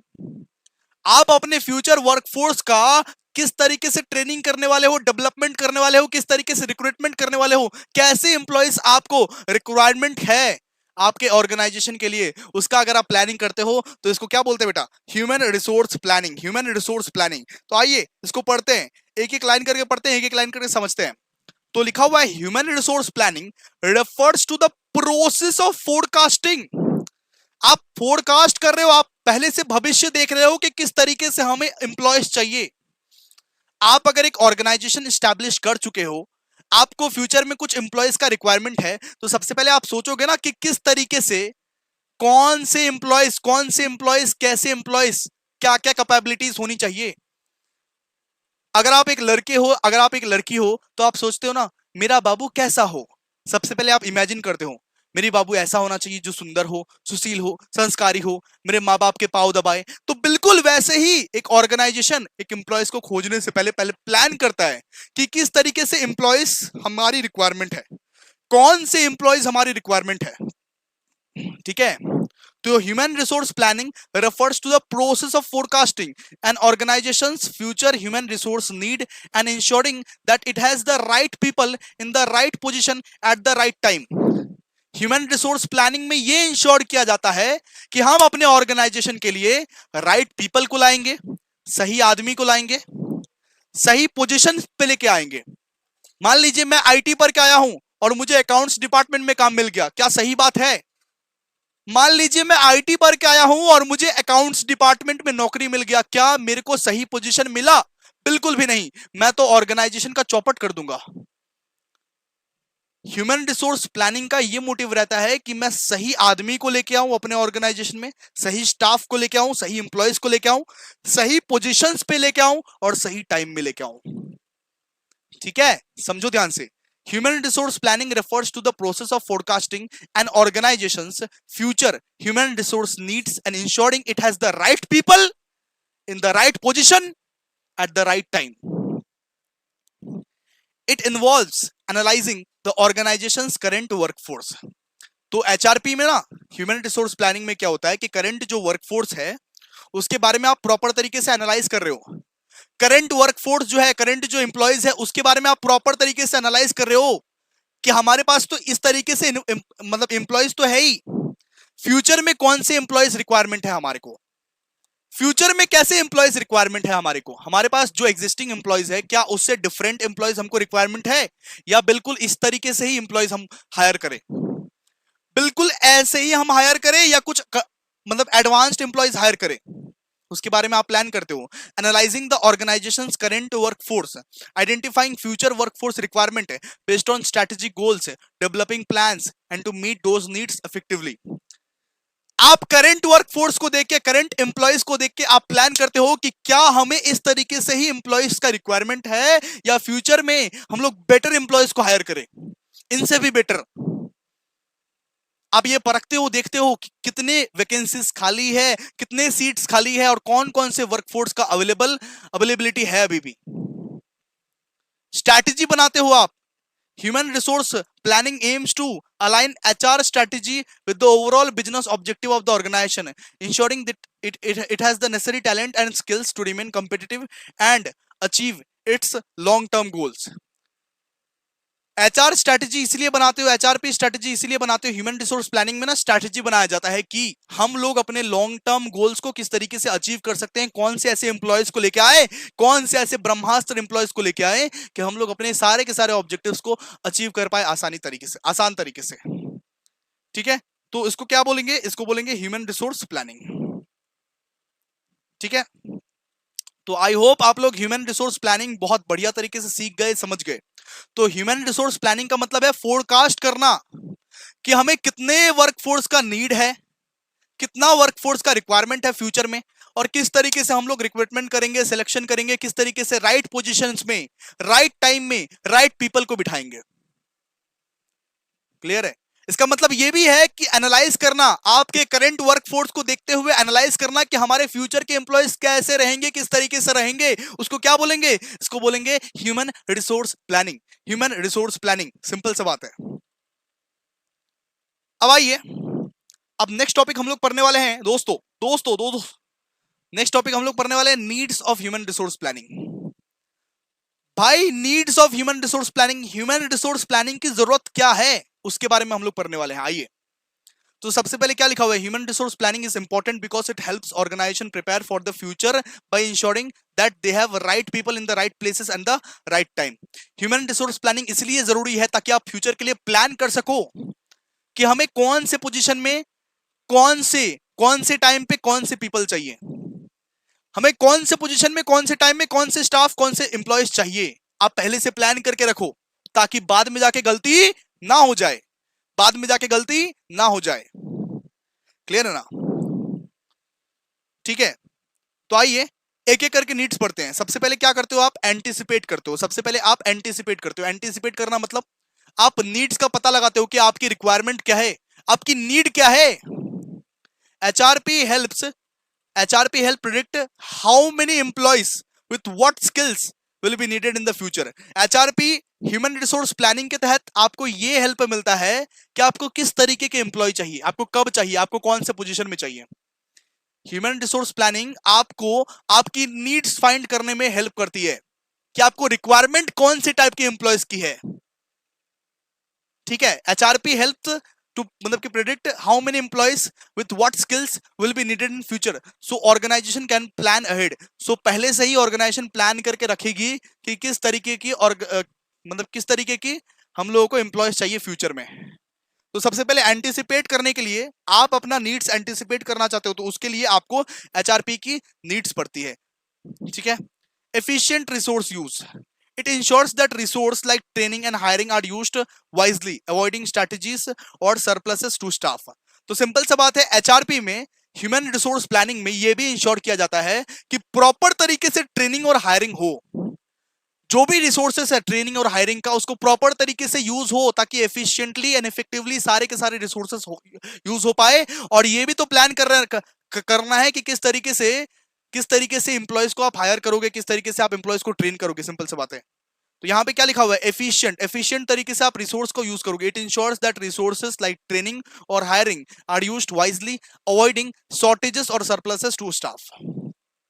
ठीक है, किसी को भी शॉर्टेज ना हो और किसी को भी सरप्लस ना हो, किसी को भी ज्यादा भी ना मिले, किसी को कम भी ना मिले, सबको बराबर तरीके से हर कुछ मिले। ये इंश्योर करता है कि सबको बराबर तरीके से हर कुछ मिले, ठीक है। इसके बाद supporting growth by aligning HR needs with business goals, HRP supports the organisation in growing and adapting to changes. Simple सा बात है, एचआरपी ये फोकस करता है कि किसी भी तरीके से जो नए आने वाले एम्प्लॉयज हैं वो जो इंटरनली और एक्सटर्नली जो चेंज हो रहा है एनवायरनमेंट, उसके हिसाब से वो भी चेंज हो जाए। इंटरनली और एक्सटर्नली जो एनवायरनमेंट चेंज हो रहा है, जो हमारे नए फ्यूचर वाले जो एम्प्लॉयज है वो भी चेंज होके ही आए, ठीक है।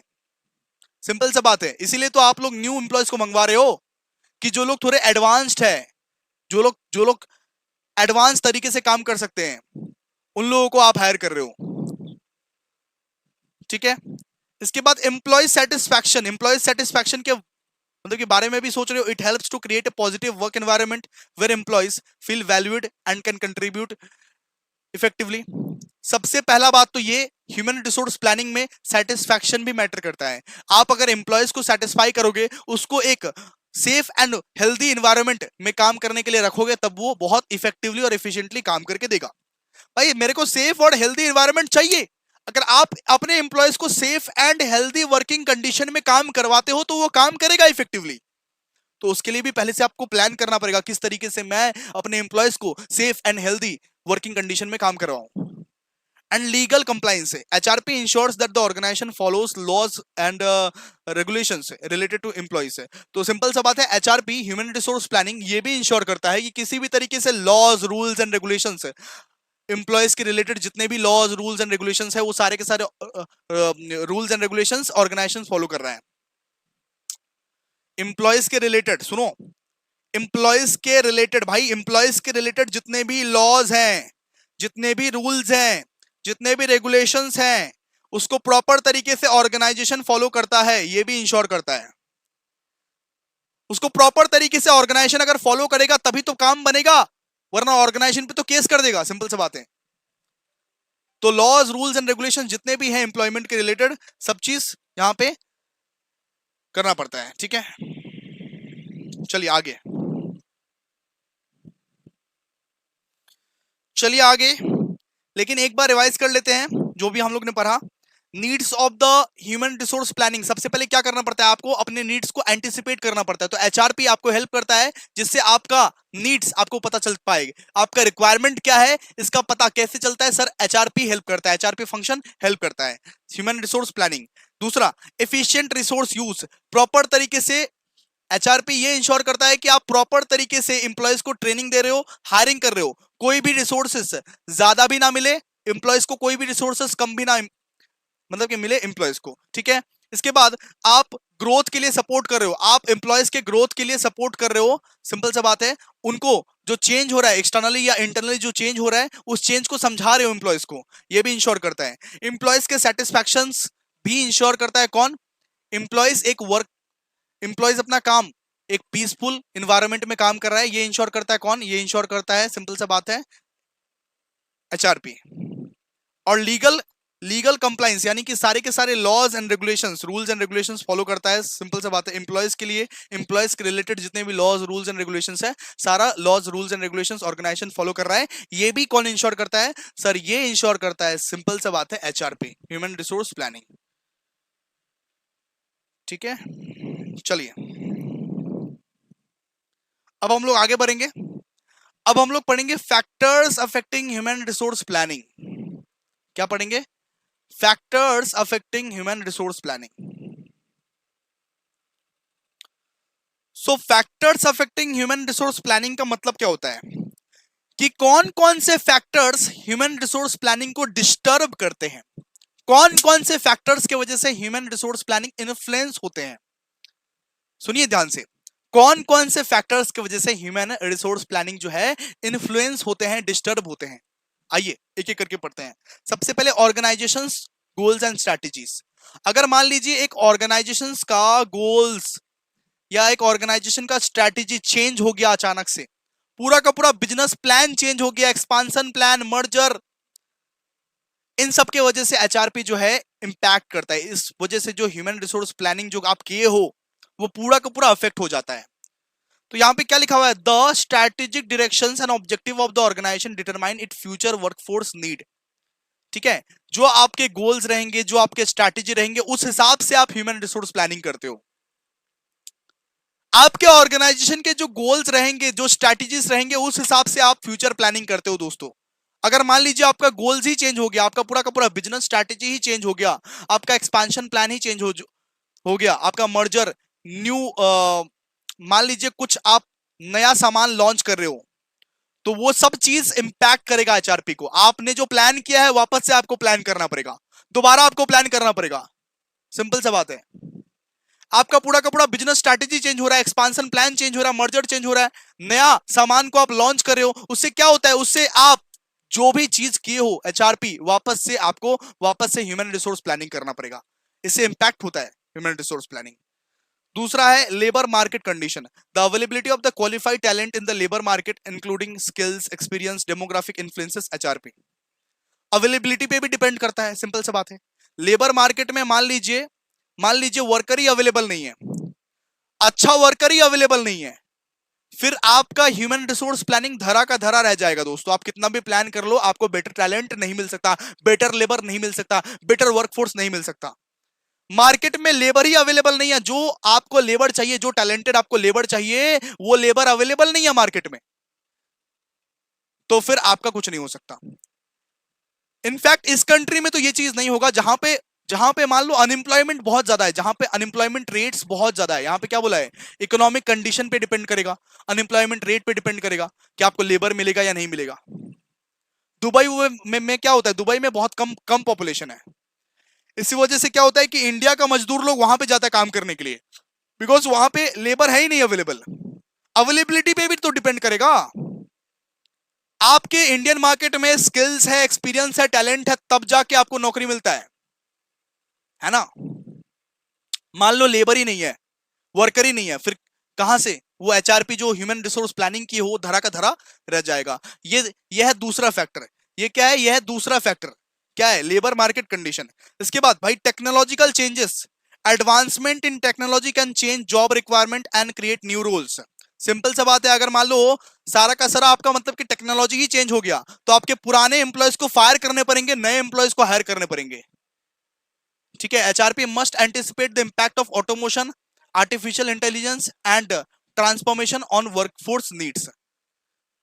तो सिंपल सा बात है, सुनो, अगर मान लो कुछ कुछ मान लो कि चेंज हो गया, मान लो कुछ चेंज हो गया, ठीक है, मान लो कुछ टेक्नोलॉजी चेंज हो गया, तो आपको पुराने वाले एम्प्लॉयज, ओल्ड वाले जो एम्प्लॉयज है उसको क्या करने पड़ेंगे, फायर करने पड़ेंगे, और न्यू एम्प्लॉयज को हायर करने पड़ेंगे। तो इससे क्या होता है, इफेक्ट होता है एचआरपी। आपका जो ह्यूमन रिसोर्स प्लानिंग था वो धरा का धरा रह जाएगा, वापस से नया प्लान क्रिएट करना पड़ेगा। ठीक है, इसके बाद legal and regulatory environment, laws and regulations अगर चेंज हो गए, मान लो लेबर के, एम्प्लॉयज के, हेल्थ एंड सेफ्टी के लॉज एंड रेगुलेशंस अगर मान लो चेंज हो गए, तो वापस से ह्यूमन रिसोर्स प्लानिंग आप लोगों को बहुत अफेक्ट होगा। सिंपल सा बात है, laws and regulations related to labour, employment, health and safety affect HRP. Compliance with legal requirement is essential is workforce planning. इसके बाद बहुत सारे फैक्टर्स हैं, और भी बहुत सारे फैक्टर हैं, factors such as population, demographics, aging workforce, generation shifts and workforce diversified, HRP strategies and practices। मान लो कि नया नया ट्रेंड आ रहा है, मान लो पॉपुलेशन चेंज हो रहा है, मान लो हम लोग मॉडर्न होते जा रहे हैं, तो जो पुराने जमाने के हिसाब से जो बिजनेस किए जा रहे थे ना, उसको भी तो चेंज करना पड़ेगा, बिजनेस मॉडल चेंज हो जाएगा पूरा। तो बिजनेस मॉडल अगर चेंज होगा तो एचआरपी इफेक्ट नहीं होगा, जो आपने ह्यूमन रिसोर्स प्लानिंग किया था उसको आपको चेंज करना पड़ेगा। आपको पुराने एम्प्लॉयज को नया कुछ सिखाना पड़ेगा, या तो उसको फायर करके नया एम्प्लॉयज को लाना पड़ेगा, सिंपल से बात है। तो ये क्या है, डेमोग्राफिक फैक्टर्स। ये क्या है, demographic factors, factors such as population, demographics, ageing workforce, generation shifts and workforce diversify impact HRP strategies and practice. ठीक है, इसके बाद हो गया internal workforce factor, the current composition of workforce including skills, performance, employees turnover rates influences HRP. तो simple सा बात है, जो करंट आपके वर्कर्स हैं उन पर भी तो आपको ध्यान रखना पड़ता है कि वो कैसा क्या परफॉर्म कर रहे हैं, उसके स्किल्स क्या है, उसके परफॉर्मेंस क्या है, उसके एम्प्लॉयज वो टर्नओवर रेडियो मतलब कि क्या है। ठीक है, उनका टैलेंट डेवलपमेंट, उनका स्किल्स ज्यादा मैटर करता है। जो आपके ऑर्गेनाइजेशन के लिए ऑलरेडी काम कर रहे हैं बेटा, जो आपके ऑर्गेनाइजेशन के लिए या जो आपके बिजनेस के लिए ऑलरेडी काम कर रहे हैं, उनका टैलेंट, उनका स्किल ज्यादा मैटर करता है आपके लिए। क्लियर है? और ज्यादा इंपॉर्टेंट है, ज्यादा क्रूशियल है वो, बिकॉज वो अगर परफॉर्म नहीं किए तो आपका ह्यूमन रिसोर्स प्लानिंग बर्बाद चला जाएगा। फाइनेंशियल रिसोर्सेज पे भी डिपेंड करता है। मान लो आप हायर करना तो चाहते हो, आप ट्रेनिंग देना तो चाहते हो, लेकिन आपके पास पैसा ही नहीं है। So budgetary constraint and financial resources available for hiring, training, compensation and benefits affects HRP decisions. मान लो आपको हायरिंग करने के लिए 50 करोड़ रुपए चाहिए, लेकिन आपके पास अभी अवेलेबल सिर्फ 10 करोड़ रुपए है, तो क्या आप सही ढंग से हायरिंग कर पाओगे? हायरिंग तो कर लोगे, लेकिन सही ढंग से नहीं कर पाओगे। तो इसको क्या बोलते हैं? Financial resources. आपके पास फाइनेंशियल रिसोर्सेस की कमी होगी तो आप सही तरीके से वर्कफोर्स प्लानिंग नहीं कर पाओगे, एचआरपी प्लानिंग नहीं कर पाओगे। आपके पास अगर फाइनेंशियल रिसोर्सेज की कमी नहीं रहेगी तो आप बहुत बेटर तरीके से प्लानिंग कर पाओगे। एंड नेक्स्ट क्या होता है? Globalisation and market dynamics. मतलब ग्लोबल मार्केट ट्रेंड्स के हिसाब से, इंटरनेशनल एक्सपांशन के हिसाब से, आउटसोर्सिंग के हिसाब से भी ये सब भी इफेक्ट करता है एचआरपी को। ह्यूमन रिसोर्स प्लानिंग को ये सब भी अफेक्ट करता है, global market trends, global market में क्या चल रहा है, क्या नहीं चल रहा है ना। ऑर्गेनाइजेशन मस्ट कंसिडर ग्लोबल, मतलब कि अच्छा, मान लो कि ग्लोबल ट्रेंड्स को मैं कंसिडर करता हूं, तो इससे क्या होता है? इससे मेरा जो बिजनेस है ना, इससे इससे मेरा बिजनेस एकदम प्रॉफिटेबल हो जाता है। ग्लोबली जो ट्रेंड चल रहा है उसको मैं अगर फॉलो करता हूं, यहां पे यही बोला गया है, ग्लोबली जो ट्रेंड चल रहा है उसको अगर मैं फॉलो करता हूं तो मेरा बिजनेस अच्छा चलेगा, सक्सेसफुल होगा। लेकिन ग्लोबल ट्रेंड्स को अगर मैं फॉलो नहीं करूंगा, एचआरपी में उसको अगर मैं शामिल नहीं करूंगा, तो फिर कुछ नहीं होने वाला है। ठीक है, तो ये सब सारा पॉइंट्स आप याद करना जरूरी नहीं है, आप 5 पॉइंट्स याद कर लेना, इससे 5-6 पॉइंट याद कर लेना। ठीक है, 5-6 पॉइंट आप याद कर लेना अच्छे से। ठीक है, factors affecting human resource planning. ठीक है, तो आज हम लोग यूनिट नंबर 2 भी खत्म कर दिए। अब नेक्स्ट डे मिलेंगे तो नेक्स्ट डे हम लोग यूनिट नंबर 3 से स्टार्ट करेंगे दोस्तों। सो थैंक यू सो मच, मिलते हैं नेक्स्ट वीडियो में, तब तक के लिए बाय।